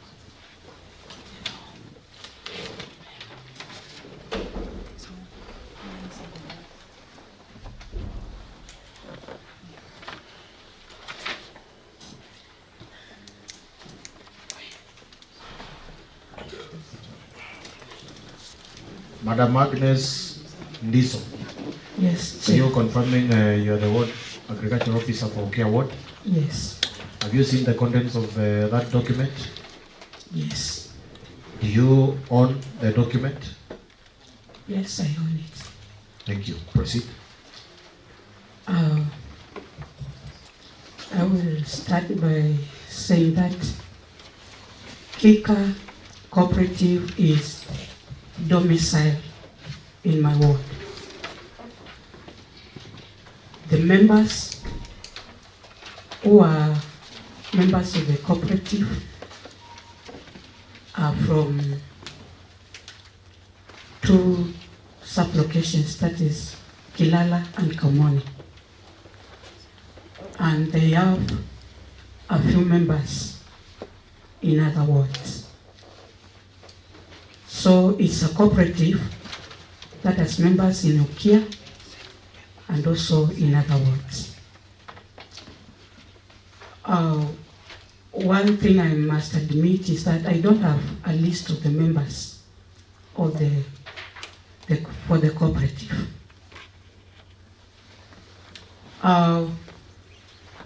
What happened, and that should be clear to this house, is that Kika Cooperative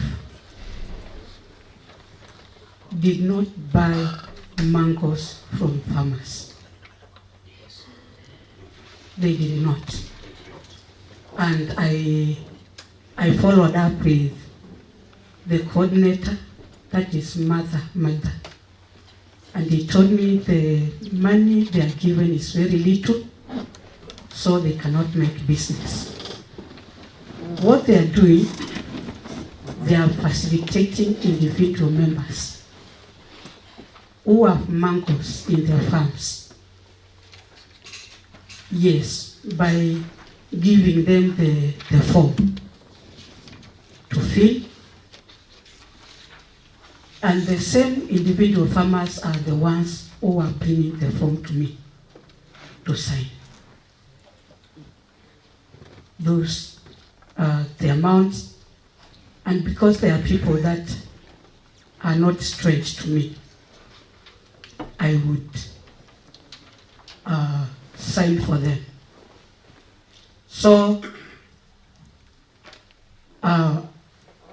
I confirmed from the documents that where there is that location, these people were from Watensia.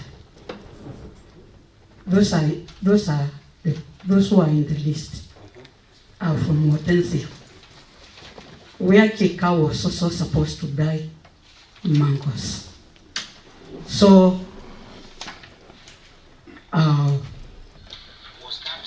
I signed the form on the basis that these are farmers who will be given a chance to deliver mangoes to Kalamba, and they were facilitated by Kika.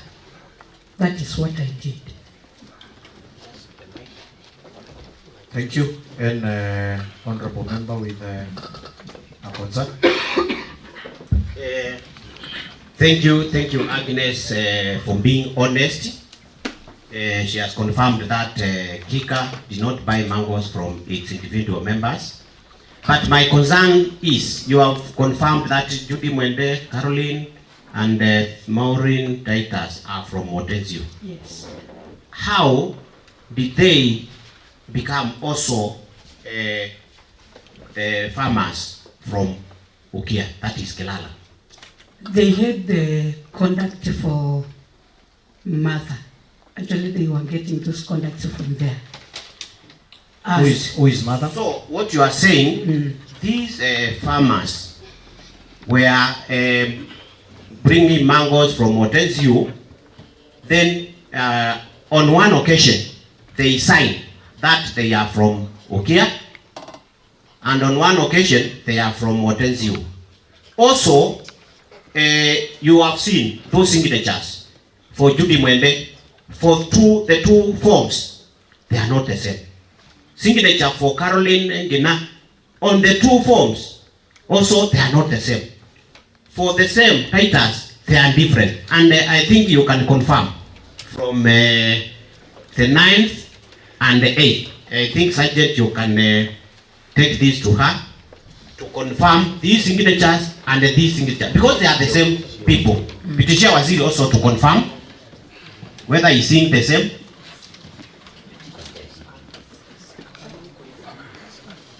You have noted? Also confirm. Are those signatures the same? No. We don't mind whether they were from Motenzio Ward and Kilala, but from where you sit as an agricultural officer, and based on based on mind that you were to verify, you are the high for Kalamba to confirm, because when the mangoes were entering Kalamba, that form was very critical, because it is a form that was verifying that mangoes are from these particular wards. As an agricultural officer, how did you append your signature on such forms? Such form bearing different signatures, bearing farmers from Motenzio Ward, and at the same time, the same farmers pretend to be from Ukia. In addition, Chair, I want to add something. Chair, from this report, and I like your honesty. Mr. Matheka said that he had a farmers list, but not updated. Madam, she does not have the list.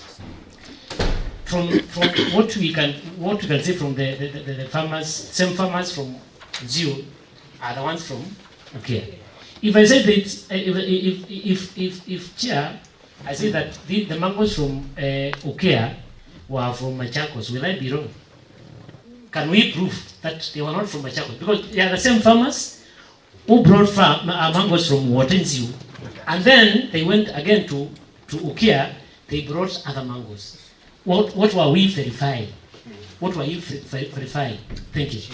The phone call. Number two, did you call them? The numbers. Or you just know their faces? I should say that, those forms are of different dates. So, for one, I would not have been able to remember the signatures and the places they indicated. So it was sad. I could not know whether they are from Kilala but I should confirm that I signed for them. And then the last one, before I give them Mheshimiwa, they were briefed that mangoes should be bought by cooperatives. But from where she sits, she felt that because Kika is not buying, then farmers can bring mangoes. Thank you. Yes, you may not have been able to confirm the signatures because they are from different dates. But are you telling me you did not even recall the names? Initially, they were from Motenzio Ward, and the second, they are from Ukia. I could not recall. Chair, in fact, it's disappointing to have our ward agricultural officer telling us she could not confirm this, because 8th and 9th It's just like yesterday and today. I can remember what I did yesterday because today I'm here. Yesterday I know where I was and I know what I did yesterday. You know, unless you have something about your memory. Because these same people, you signed for them on 8th. You signed for them. And do you know how much money you signed for them? It's a total of about 600,000. Money that could have helped people who are not cartels, the genuine farmers of Makueni. You signed for them. They have looted 600,000 from the people of Makueni. And you say, within a day, you could not remember, you said the same people in the same order. Judy Mwende, Caroline Gina, Maureen Titus. 3 people. 3 people, same handwriting, same form, 8 and 9. And here is a stamp, a government stamp. And you say you could not remember. This, you know, it doesn't make logic. Madam Agnes, Madam Agnes, And phone numbers maybe, no, even the Chair, phone numbers are different. Order, members. Chair, Madam Agnes, try to be truthful like your colleague from Zakika. You signed for a member, and actually it is not about the same value. It was exactly the same. What has been cancelled is that for the first member only, from 4,000 to 800, 980. Why do you think we cannot assume that this was the same person, the same document, and even there was no supplies? But payment were made because you have signed a document, and from the onset you said Kika had no resources, the farmers, the corporate could not purchase, but they facilitated a member by providing the form. When a person comes to you with the form and you are agreeing you don't know the members and purport that is a member of Kika, how do you go ahead and authorizing that information using a government stamp? Thank you. Chair, we must finish this particular question. This particular question. And something else on the same. As a Mako farmer, I know something. I know that it's very hard to get a consignment with a whole number. You will get 6,152. Yes. The next day you get 5,981. But to get exactly the same 6,000, same day, and the other farmer exactly 3,000, and next day you get another whole number, and in the other farmer a whole number. Chair, I wanted to emphasize on the same point. Caroline Gina supplied 6,000 on 8, and on 9 6,000. Maureen whatever Titus supplied 3,000. The next day 3,000. You know, you should tell us. What was the gauge of picking the mangoes? Thank you, honorable members. And before Madam Agnes responds, let me help you to remember, and I will help you in this way. Were you on duty yesterday? Yes or no? Yes. You were on duty yesterday. Yes. Are you able to remember what you did yesterday? I'm able to remember generally. No. Just say, are you able to remember anything you did yesterday? Yes. Okay.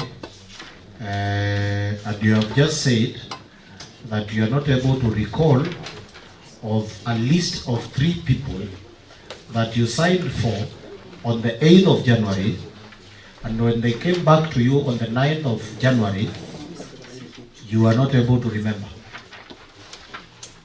Proceed. With that one, I could not remember. Kindly respond to the concerns raised by the members. I beg to be reminded. Order. One concern is you have a consignment from 3 people. One person is supplying 6 tons of mango today, and the same person is supplying the same tonnage of mangoes tomorrow, Yes. But the person who is applying today has a different signature as to the same person supplying tomorrow.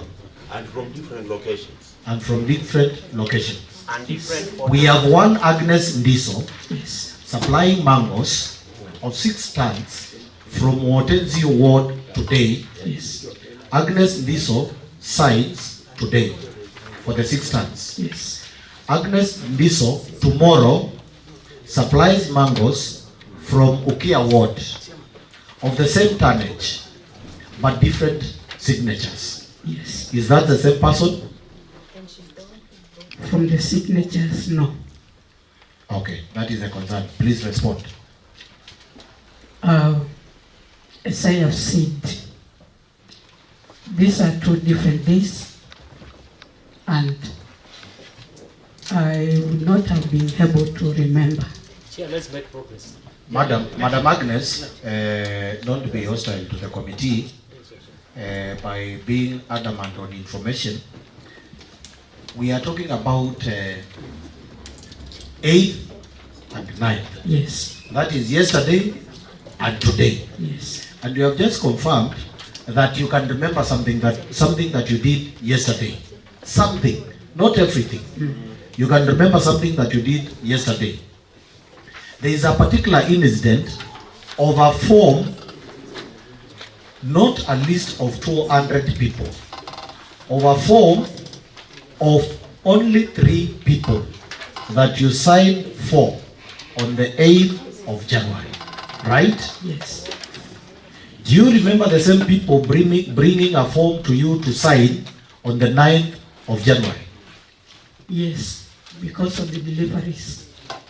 Okay. Yes. I think, members, we can make progress by going to the next question.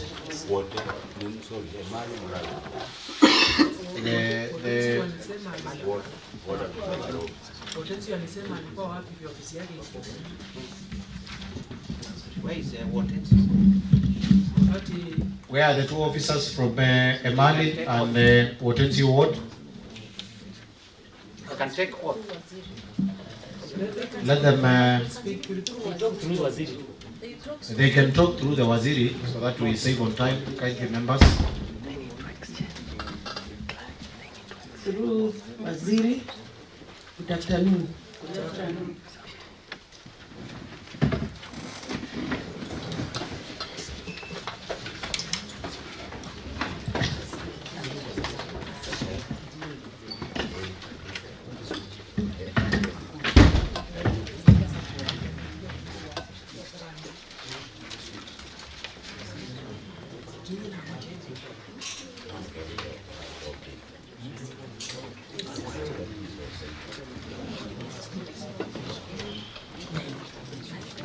Through Waziri, good afternoon.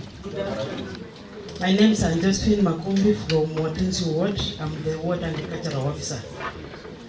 I've been still working when I was not on leave, and that day on the 8th, I remember I went to a farm at Ndango. The farmer requested for citrus. His citrus had been infected. So I was there and I advised him that day on the 8th. On 9th, I was in office, and we shall write reports. And about the business mango, we were told that it would be being bought from 6th from the cooperative meeting. Then it was taken to 8th. So those days I was working, and also I've been working. The forms which I got from the Karamba Fruit Processing Plant, and I said, mine, you have them there. So I was at work. Thank you. Remind us your name again. Josephine Makueni. Josephine Makumbi. We have forms, we have farmers from purported to have been from Emali that were signed for. I think she's from water. She's from water. Watenzio. Yes. And my main concern, Mr. Chair, is how Mr. Is it? Madeka. Mr. Madeka? No, Madam Liso. No, I know this is the agricultural officer for Watenzio. I have that understanding. But Mr. Madeka was on leave, and she was the one who was supposed to act on behalf of Madeka. My concern was how it happened that she is not in office, because she's the one who was supposed to legally sign the documents for Zakika, because she was acting on behalf of Madeka. Right. How did that gap? Because we've noted that Madeka signed documents illegally, and monies belonging to the people of Makueni were smuggled. Thank you. Madam Makumbi, Yes, did sir. you receive any communication that you are supposed to act for Madeka in Zakika ward? I did not receive that information from my supervisor.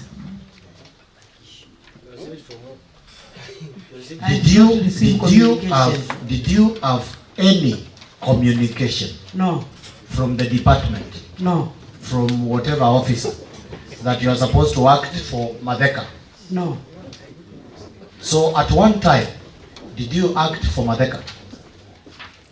I did not act for Madeka. At any time, did you work in Zakika ward? No, in acting capacity? No, I've not been into Zakika. I've never worked in Zakika ward. You've never worked in Zakika ward? Yes.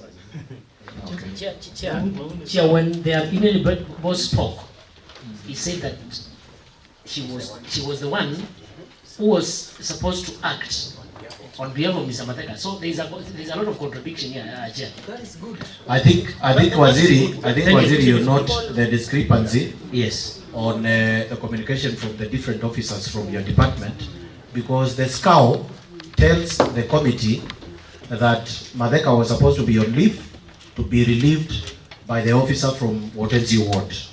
The Watenzi ward officer confirms that indeed she has never received any communication to act on behalf of Mr. Madeka. Thank you. So you've never worked in Zakika? No, I've never worked in Zakika. Thank you. Just a concern also. You said on those 2 days you were working. Yes. You recognize the suppliers mentioned by Agnes. One, Judy, she said those farmers are from Watenzi ward. You recognize them? The one she signed. They are. As one of our colleagues said, you cannot know the farmers in the ward. I was not able to recognize the names of those And farmers. you did not maybe make arrangement with her to sign on your behalf. I did not make arrangement. Thank you. Just on the same, just wondering, did any of them, because what we are talking about is forms which have been signed by Agnes and Mr. Madeka from your ward, for farmers in your ward. At any point, did you have any consultations as officers that you may sign for me because I'm not around, or something like that? The only thing which I remember is this. When we have the mango buying, you find that the farmers have challenge of transportation to come back to water, and if they are near the destination of the mangoes, they can sign with the consultation. So were you consulted? With the farmer, with the officer. Were you consulted? No. Thank you. I think members, we need to make progress. Okay. We are done with you. We can have.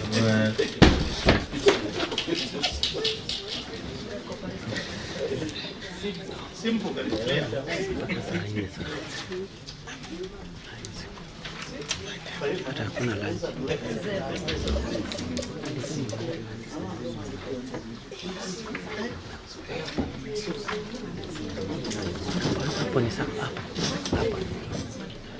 Thank you. Begin by introducing yourself again.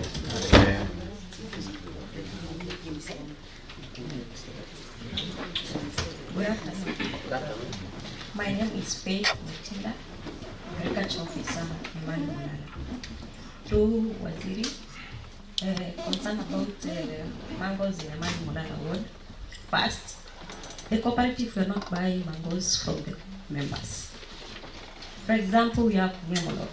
Ngemlok was given around 4 wards. Guma Sumba, Emali Mulana, Kalawa, Kaskiu, and Midini. So, in about Kika, that farmer called me and requested which cooperative can buy mangoes from my farm. And I gave him I sent the advert for 7 cooperatives, and he called Kika. Kika came to Emali. He only bought 3 farms from my ward, and I called Moses Mwanzia to confirm where he is located in my ward. He's in welfare. So from that time, Martha came. She picked his mangoes, and then he came to my office for signing. I called again Moses for confirmation, and then he took the mangoes to the cooperative. How many tons? It was 19,360 and 2360. From one farm? Yes. Chair. Thank you. Maybe Member for Dange. because I had put this question before Dange, my interest is because it is purported that the first 2 days, that is 8th and 9th, most of the mangoes supplied to Kalamba came from Emali Mulana. And that's why I went ahead to identify through the verified document who those farmers had. Because every farmer is complaining that he or she didn't supply. When I went to the list of the membership. The member by the name Moses is not among the farmers provided. So now the suspiciousness comes in. Who is this Moses?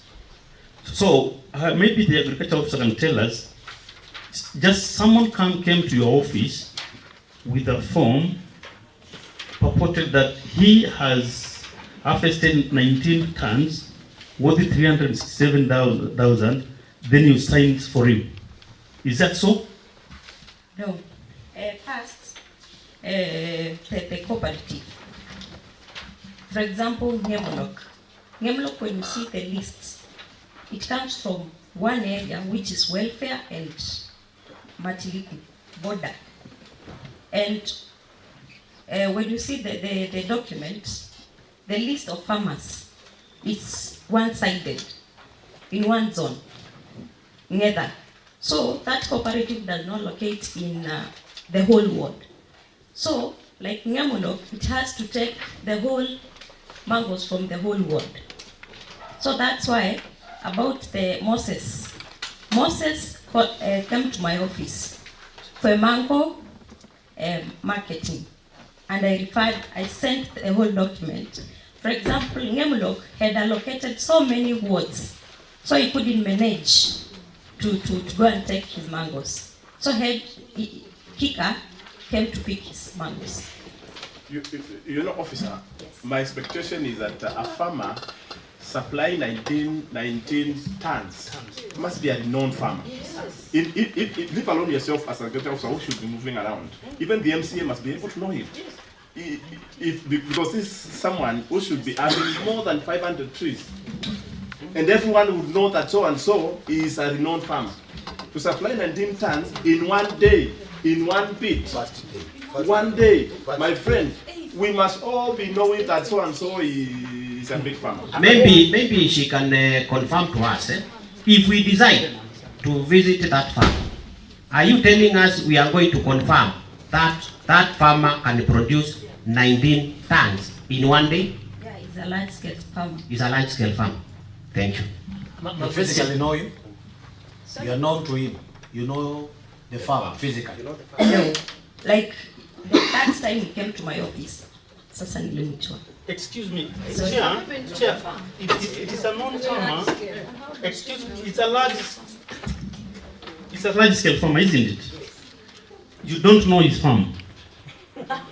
He is not a member of the listed farmers in my ward, and he is a large-scale farmer, and he is not a member of 133 farm. How possible is that, Chair? Madam Faith. Chair, before she responds, I want to go back to the madam from Ukea.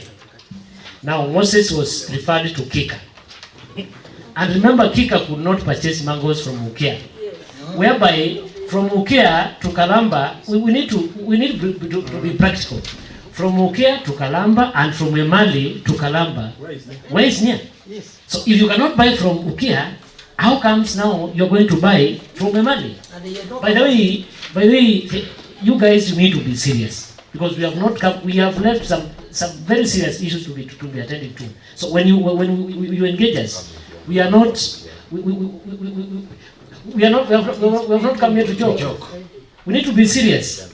Thank you. If you don't know the farmer, you are seated there, you want to promote that, the farm, the MCA is here, he doesn't know where that farm is, and you are telling us it's a large scale. You need to be serious. Thank you. In fact, Chair, these guys should be somewhere. And I will repeat, they need to be somewhere. Thank you. Thank you. Madam Faith, can you please tell this committee which cooperatives were supposed to buy mangoes from your ward?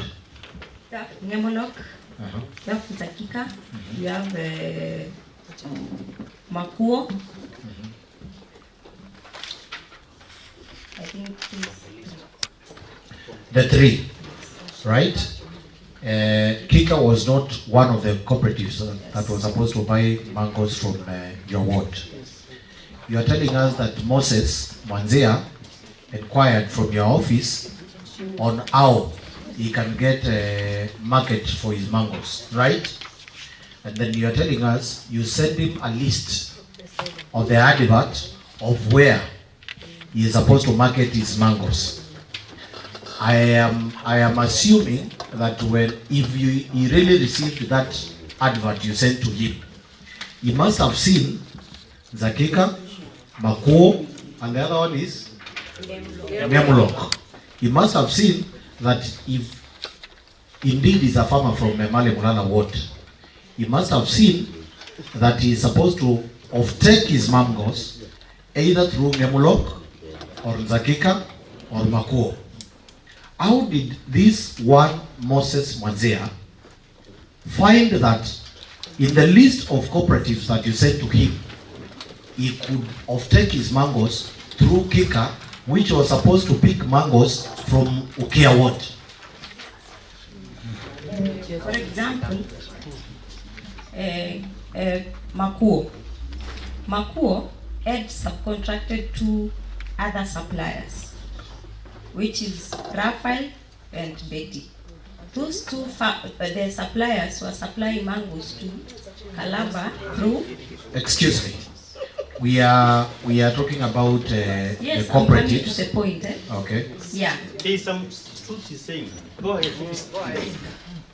Go ahead. Proceed. So that Kika, after calling mother, Raphael supplied the mangoes to Kalamba.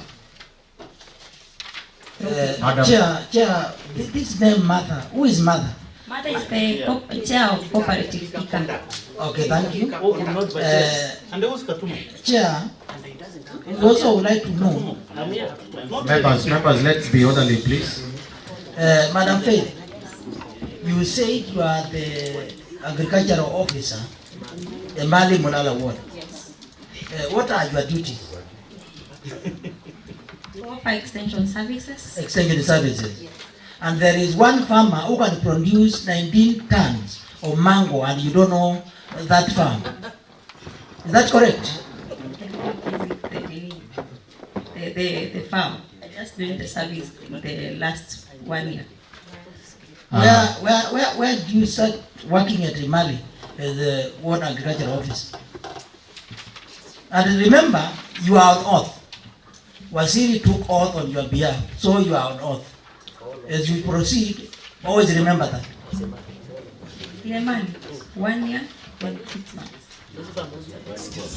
Thank you. As the member for, let's have the mic. I am having the mic, Chair. You are confirming to these committees that the cooperatives were even subcontracting. Are you telling us Gemlo subcontracted Kika? Is that what you are saying? No, Makuo. Makuo Yes. subcontracted Kika. No, subcontracted to other suppliers. To other suppliers. So my question was how Kika found itself to Emali, because based on the zoning which was given by Kalamba, it was not supposed to be in Emali. How it came to Emali raises question. Thank you. Thank you. As we take the question from the member for Emali Mulala Ward, Madam Faith, I would like you to clarify when Mr. Moses brought a form for you to sign. Not Moses, Mother, the chairperson. The chairperson for Kika. When Mother, the chairperson for Kika, which was not supposed to take mangoes from your ward, brought a form to you to sign, did you take any action, maybe to confirm from the ward agricultural officer from the other side where Kika was supposed to pick mangoes from? No, I didn't. Thank you. Chair, I think we need to do, we have gathered enough, because if Kika was not supposed to buy mango from Emali Mulala, and there is a reason why there was this zoning, maybe to curb corruption. How can someone from Kika move all the way from Wote through Zakika to Emali Mulala Ward? That says that before he or she comes to Emali, there is no mangoes in Zawi, there is no mango in Kilili, and I think we are almost getting solution to why on 9th and 8th the factory was full. Faith, you were enough at office on 9th. You didn't walk out of the office. So the same day is when you signed for Betty Bondo, who supplied mango worth 218,000. The same day. Do you know her? Yes, I know Betty. Betty, you know her? You know her farm? Yes. You don't know Moses, but you know Betty's. And Moses who can supply 376, but you know Betty who can supply 218. Yes, I know Betty. Okay, you know Betty, you don't know. Do you know Rose Moeni from Mulala location? You know Mulala location is my location, my home location. And those people being mentioned are from at my own location. I know the farmers. So these are funny names. These are funny names. So maybe, Chair, for clarity, we might require to have the whole list from 4 wards, and specifically that ward, Emali Mulala and Dakika, where there was issue of supplies on 8th and 9th, so that we can confirm from the farmers direct. Because all these numbers which are provided here, they are not picking calls. Does she know Rose Moeni? Rose Moeni, isn't it? You don't know Rose Moeni? But you have signed a You signed a form, she got 115,000 I just got through Makuo. Was Makuo supposed to be part of the... Makuo subcontracted two suppliers, Betty and Rafael. Because Emali, the cooperatives was Gemlo, Makueni Fruit, and then Zakika. Is Makuo the Makueni? So all those names are mentioned were supplied through cooperative those were not supposed to be zoned in my ward. Because that lady, Rose, through Makuo cooperative, was not supposed to purchase in Emali Mulala, isn't it? No, I have the list with me. It's Gemlo, Makueni, and Zakika. There is no Kika, there is no Makuo. So the members in question are not members of the cooperatives, like that one, Rose. Is Makuo, yes, through Makuo. No, this is Zaue, this is Emali Mulala. Yes, West Emali Mulala. So again, Betty is purchased through Makuo. Why were they diversing those cooperatives which purchase mango from that ward? They were subcontracted by Makuo. Something official or local arrangement. Maybe the cooperative will. That is why I question about procurement, Chair. We will get there. Thank you. Chair, so that we may conclude, I tend to think, Waziri, you can get your ward officers to bring us a list of all the forms they signed, so that they may verify, because we need to know. For example, from Emale Mulala, you can hear even the member doesn't know the farmers. Very large-scale farmers. Large-scale farmers. And the ward agricultural officer signed for them to supply mangoes from Emale Mulala. You know, it sounds funny. So can we have all the forms they signed on record, so that at least we may make arrangements to visit the farmers? We would like to go there and give them medals for being large scale. Yes, and non-large scale. Thank you, Mheshimiwa. Maybe on that, if you go to the document, there is a letter to the Director Agriculture. Sergeant, kindly assist. Annex.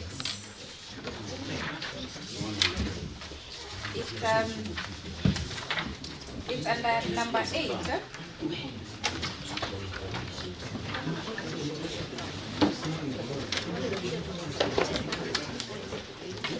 8J, page 590.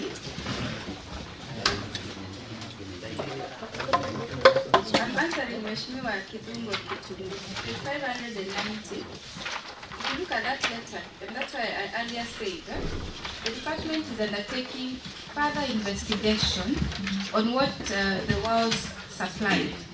If you read that letter, it's actually headed Accountability of Farmers Delivery List.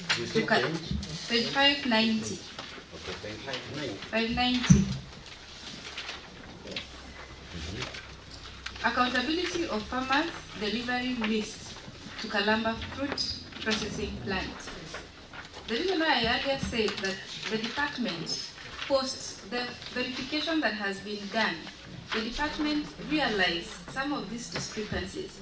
And through the Director, Agriculture, the officers, and in that letter they are clearly reminded of their responsibility in ensuring, first, by the time you put your signature and your stamp, it means ownership of the same.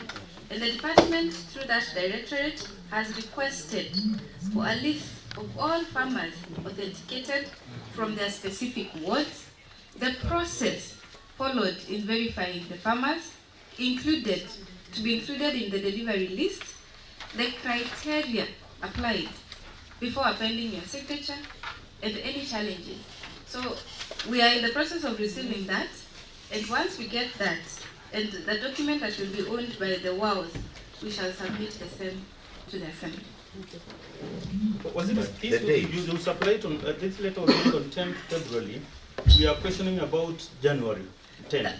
That is true, Mheshimiwa, because it was post the full verification, the verification of the entire consignment when Kalamba finished buying mangoes. The report came on 10th. And from that report and the recommendations, this letter emerged so that we can continue further, because discrepancies were highlighted from that verification report, so that again the department can continue to further verify the same. And that is why I said, again, we shall ensure that once we have verified and confirmed to an extent that we can sample, especially some of those farms that we are hearing they are very big farms, we can sample and visit those farms physically to further verify the same. So this is geared towards establishing. This is geared towards establishing that information. Thank you. Thank you, honorable members. I think you are supposed to receive this report by 12th. Have you received the report? 12th was yesterday, Chair, and I can maybe request Director to confirm. But what I will say is that the department leadership, we were focused first on ensuring that the House has this documentation, which we had to do within under 24 hours. So we will confirm if the documents were furnished to the Office of the Agriculture Director and provide the same to the Assembly. Fair enough. I think, members, we've gotten a lot of information from the department that will help us to make a good determination of the same. I think by that end, I can probably ask if there is any member who has a concern. Then if there is no member with any concern, Chair, I'll allow that I raise only one concern. Please. Members, kindly. Waziri, we have tackled so much on the 1%, as I had alluded earlier. About the 99% produce for our farmers that was supposed to be taken by other partners. I have this to ask you. Are you aware of something called Mango Community? It's alleged that these big exporters who normally take much of our produce were chased away. There is that narrative in the population. It is alleged that there is a group of ancients who normally met in Makendu twice, not Makendu, Emali, on 2 occasions, and they set price for exporters. And when the exporters came, they could not match, they could not buy by that price, they could not take by that price. And it's alleged that they were chased away. And they went to buy in other places, leaving the entire produce from Makueni to be taken by Kalamba. What can you say about that? Thank you very much, Mheshimiwa. I've also made aware of these allegations that off-takers were chased from Makueni. I would wish to confirm that from where the department sits, we have not chased off-takers from Makueni, and we have ensured that we link our farmers to as many off-takers as possible. I want to refer you to the document, the response number 6. Response number 6, so that I can paint the picture of what the department has done. What the department has done throughout the year to ensure that page 6 of the response document, the first page 1, 2, 3, 4, 5, 6. Page 6 on question number 6. So this is for me to highlight to the members, first, what the department has done with the farmers to ensure that our farmers are okay, and the linkages that we have had between the farmers to the exporters, between the farmers to the agents. But again, I have had that allegation. So on number 6, my response is yes.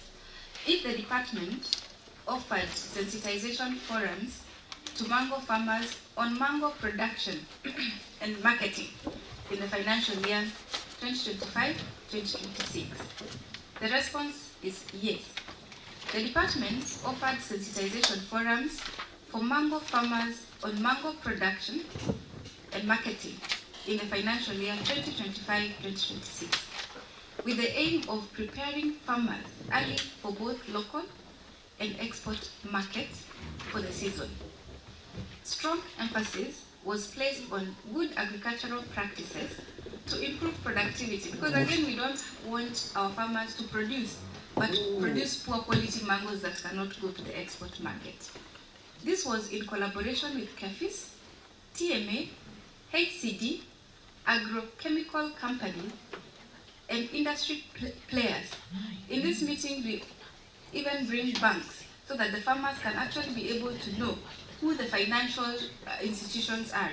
And we also had cooperatives and exporters, as mentioned there. We have an Annex 6A that will show a report of these meetings happening across board.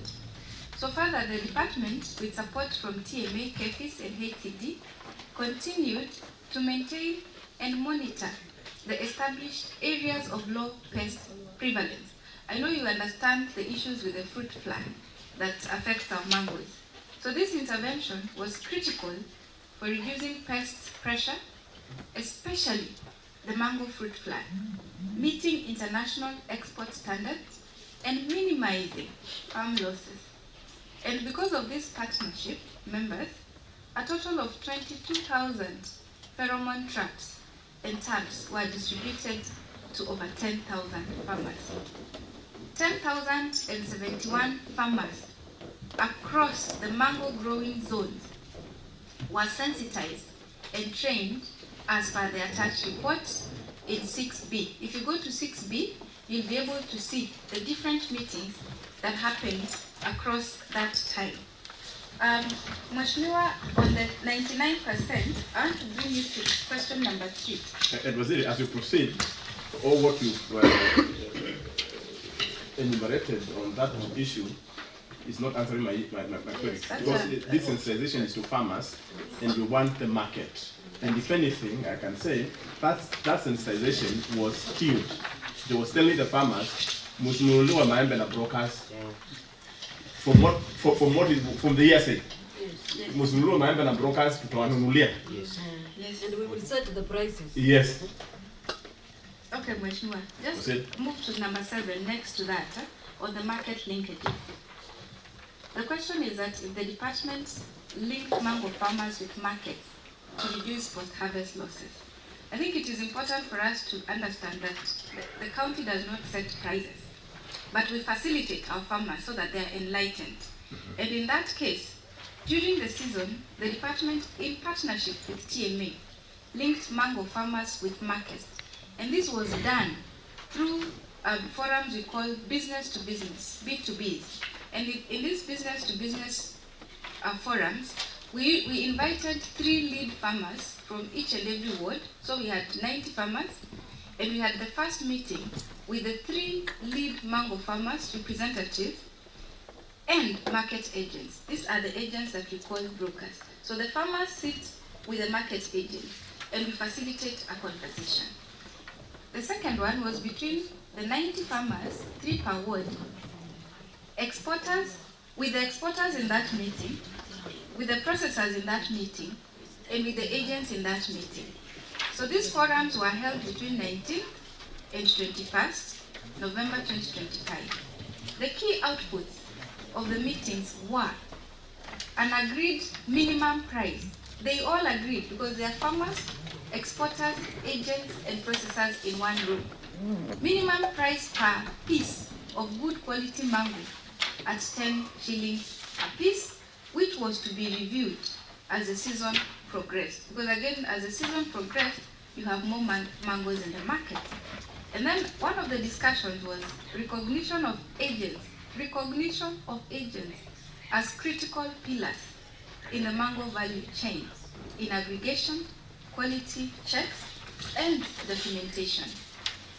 Number 3, clear understanding that mango aggregation is complex, multi-layered, and required better coordination and mapping.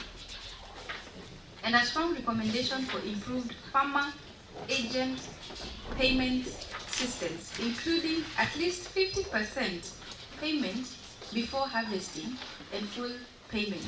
This was a meeting where all farmers from the 30, the mango growing wards were represented. Commitment to strengthen farmer organizations, including mobilizing farmer groups. I tend to think that Waziri is using a lot of words to explain a very simple question. We want to know, last season, that is the year but 1, we purchased mangoes. And there was an aggregation center opposite the police and somewhere else. Why did we deviate from that procedure? Because Waziri, what we're talking about, we all know that last year we had mangoes that went to Oman. We had a Pakistan company that was buying a lot of mangoes. But when you've used a very good word, recognition of agents. Can I tell you today, those agents you recognize are the ones who became cartels. Yes. And that's What That's happened? where the problem is. Chair. What happened that we did not follow the procedure we used last season? Thank you very much, Mheshimiwa, but we did not deviate from the procedure we used last year. And that can be highlighted on question 3, because that is where I was bringing the conversation to show that the same procedure, including the water pack house, it was open, including the water pack house was open. If you can go to question number 3. When? But was it when? It was opened after this outcry. No, it was opened, that facility has been open since December. Actually, November. Is the water park house the one opposite the police station? Yes. Waziri, through the chair, Waziri, we normally pass there. Every day. In fact, that aggregation center was opened after the outcry. Yes. When our farmers had already complained. One, I would like also to know, because this allegation is the one which is making our farmers furious. When you engaged these exporters and also the so-called agents, stock brokers, maybe we need to know, were there new instructions which were issued from your office regarding the process of the exporters buying mangoes from our farmers? Because the allegations are these farmers were scared or they shied away from buying mangoes from our farmers because of instructions which came from your office directing that they have to buy mangoes through these agents or brokers or cooperatives.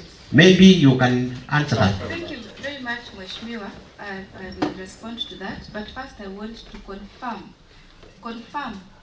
that the water pack house has been open. And I will highlight, it can be open, but there is no board, isn't it? The door can be open, but there is no off-taker. But I can confirm in December, we had an exporter that took 2 containers from the water pack house. I can confirm that because it is a fact. Number 2, the Kenha, the pack house in Kibwezi.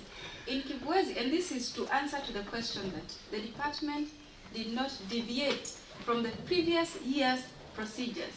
We took mangoes from Kibwezi through the same way. And in fact, the HCD pack house in Kibwezi is under renovation. But the department went out to look for a partner so that we can get support to have a makeshift pack house in Kibwezi. And we ended up having partnering with Kenha, and we took some of their godown, and we took mangoes worth 160.5 million from the Kibwezi pack house. Further to that, we ensured that this pack house is open through and through. In fact, we have paid for more months so that in the event that we had an exporter that wanted to export from here, we have facilitated.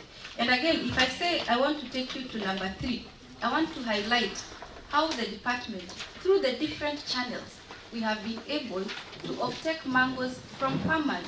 Today, as at today, worth 485 million Kenya shillings. It is data that we have, it is data that we can provide, and it is data that we can even show that from the different engagements and the different processors, exporters, and agents, even our sales point, it is data that we monitor on a daily basis. How much mangoes are passing through our sales point. Again, market is not perfect, isn't it? So we are also answering to what is the imperfection that hit our market that ensured that last year offtake was different from this year's offtake. And if you go on Monday, I was at HCD headquarters in Nairobi to benchmark on their pack house, because there are plans by the government to have a pack house, a state-of-the-art pack house in Wote. And this being the institution, the regulator, they were very clear to say the previous market, previous season was better. This season market has been flooded, number one. Number two, the quality of our mangoes. In fact, being the institution, they confirmed that some of the mangoes that came from Kenya, because at that level it's a Kenyan mango, not a Makueni mango, were returned. And the quality issues have also affected the offtake of mangoes this year. So again, the market is not a mirror of the other year and this year. So some of those issues are the issues that have made it seem like we did not offtake mangoes. But again, to confirm Mheshimiwa, I can prove without reasonable doubt that through the different off-takers in Makueni, we have off-taken mangoes as at this morning worth 485 million Kenya shillings. That is money that has been paid to the mango farmer of Makueni. Waziri, to clear on what Mheshimiwa had asked, we have 100% of production of mangoes across the county. We have 1% of that being taken by Kalamba. Mheshimiwa was concerned about the 99%. As a department, are you able to give data showing what percentage of the 99% left was able to be taken by the exporters? Yes, Mheshimiwa, to answer that, I will start by taking you to number 11, where first the market segments are defined. The different market segments of mangoes. So if you go to page 11 of your document, you'll see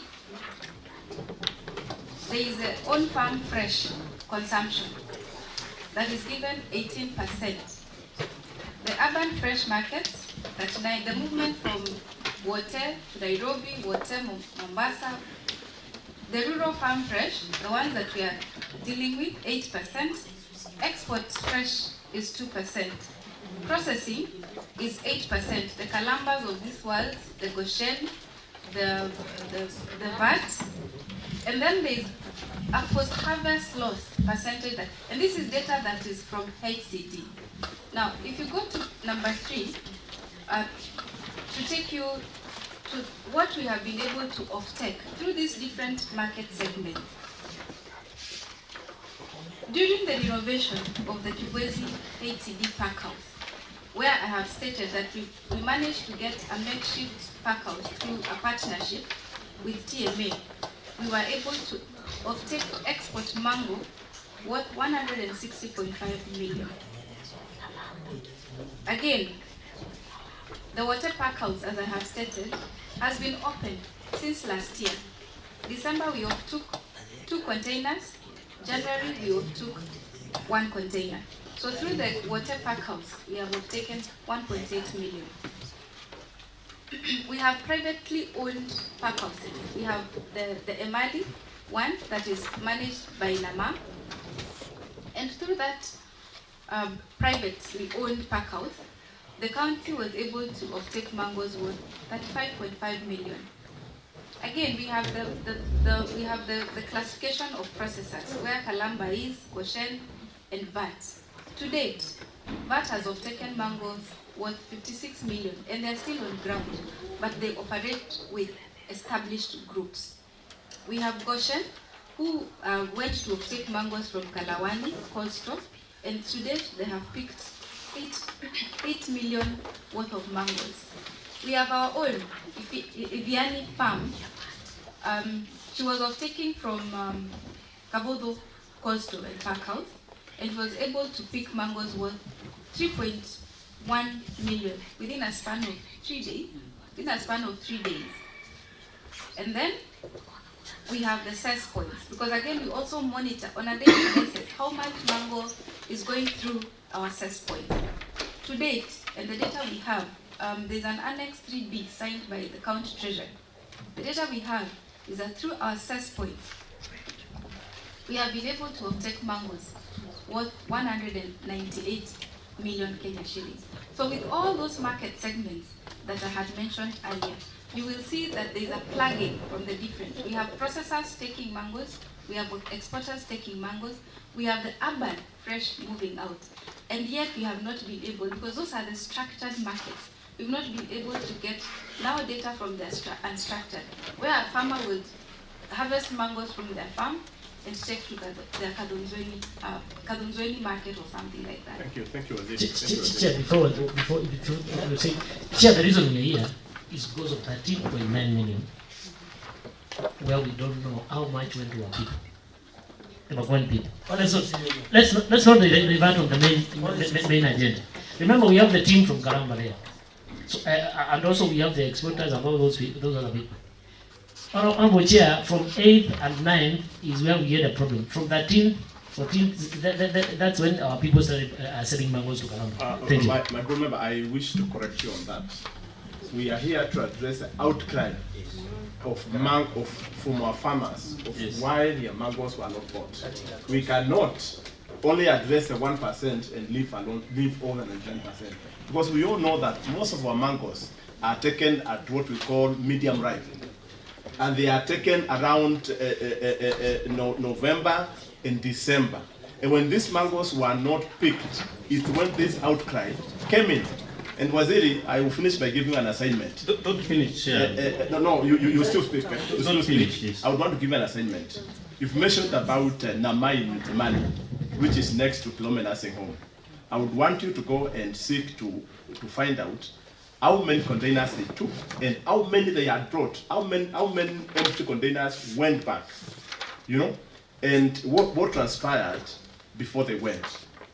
It is alleged, I'm using the word alleged, it is alleged that that group, I will call them cartels, they came there, they asked them, how much are you buying mangoes?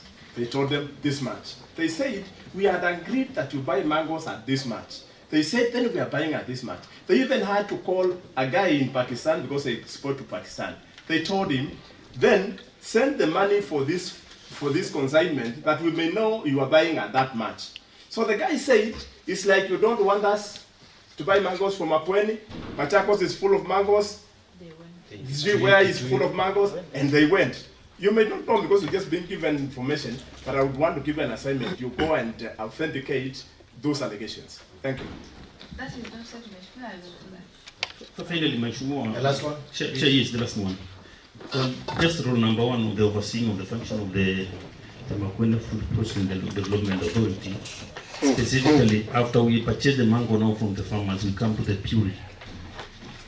And it is out of the quick sale of the puree now that will create room for more purchase of mango. Can you briefly maybe brief the committee on the market for the puree, the effort the department is doing, and possibly how many drums we were able to sell these and the previous year?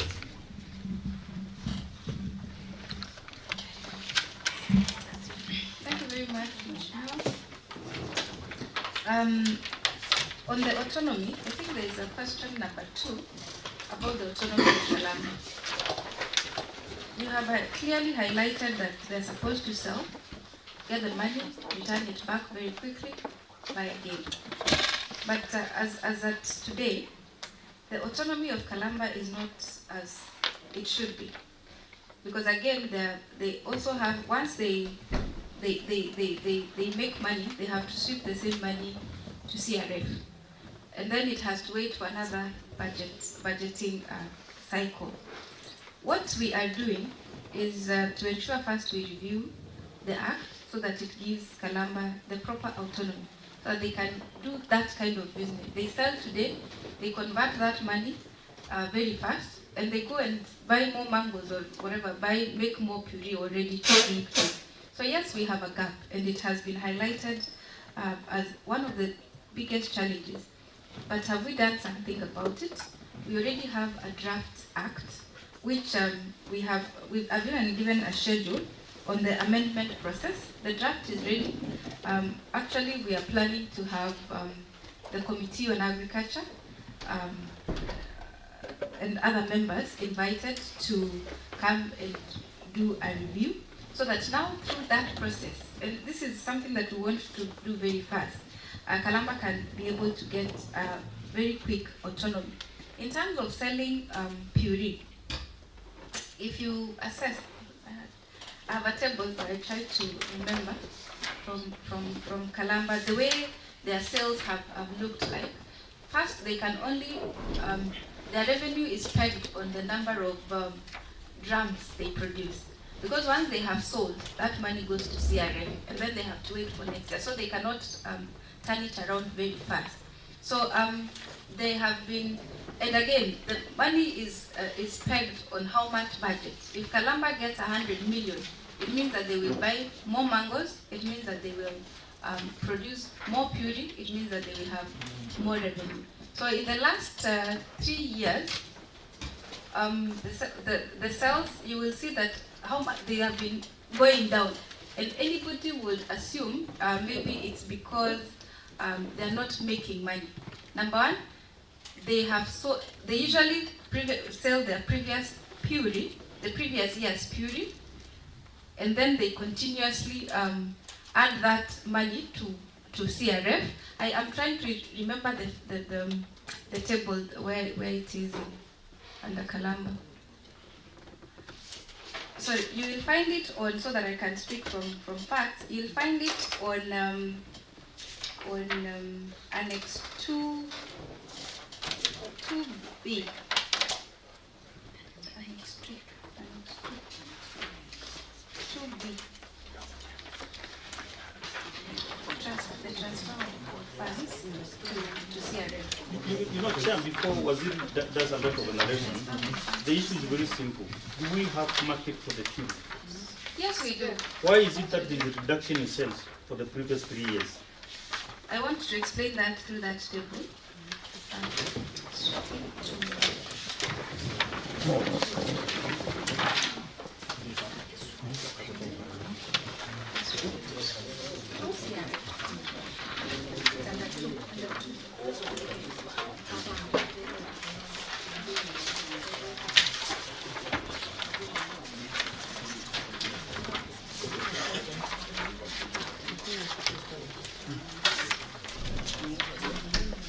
On number 119, there's a table there. Page 119. In 2022, 2023, so that I take you through how the sales have gone like. In 2022, 2023, they sold puree worth 51 million. Okay? So if you go to the previous years, you'll find that they had a lot of balances from the production of the previous year. So they sold a lot of puree. In 2023-2024, they made 35 million, 24-25, 25 million, and in 24-25, they had a balance of 652 drums that they did not sell. So adding 652 drums to the current production. Why did they sell if we have a market? They are continuously looking for markets. There's no ready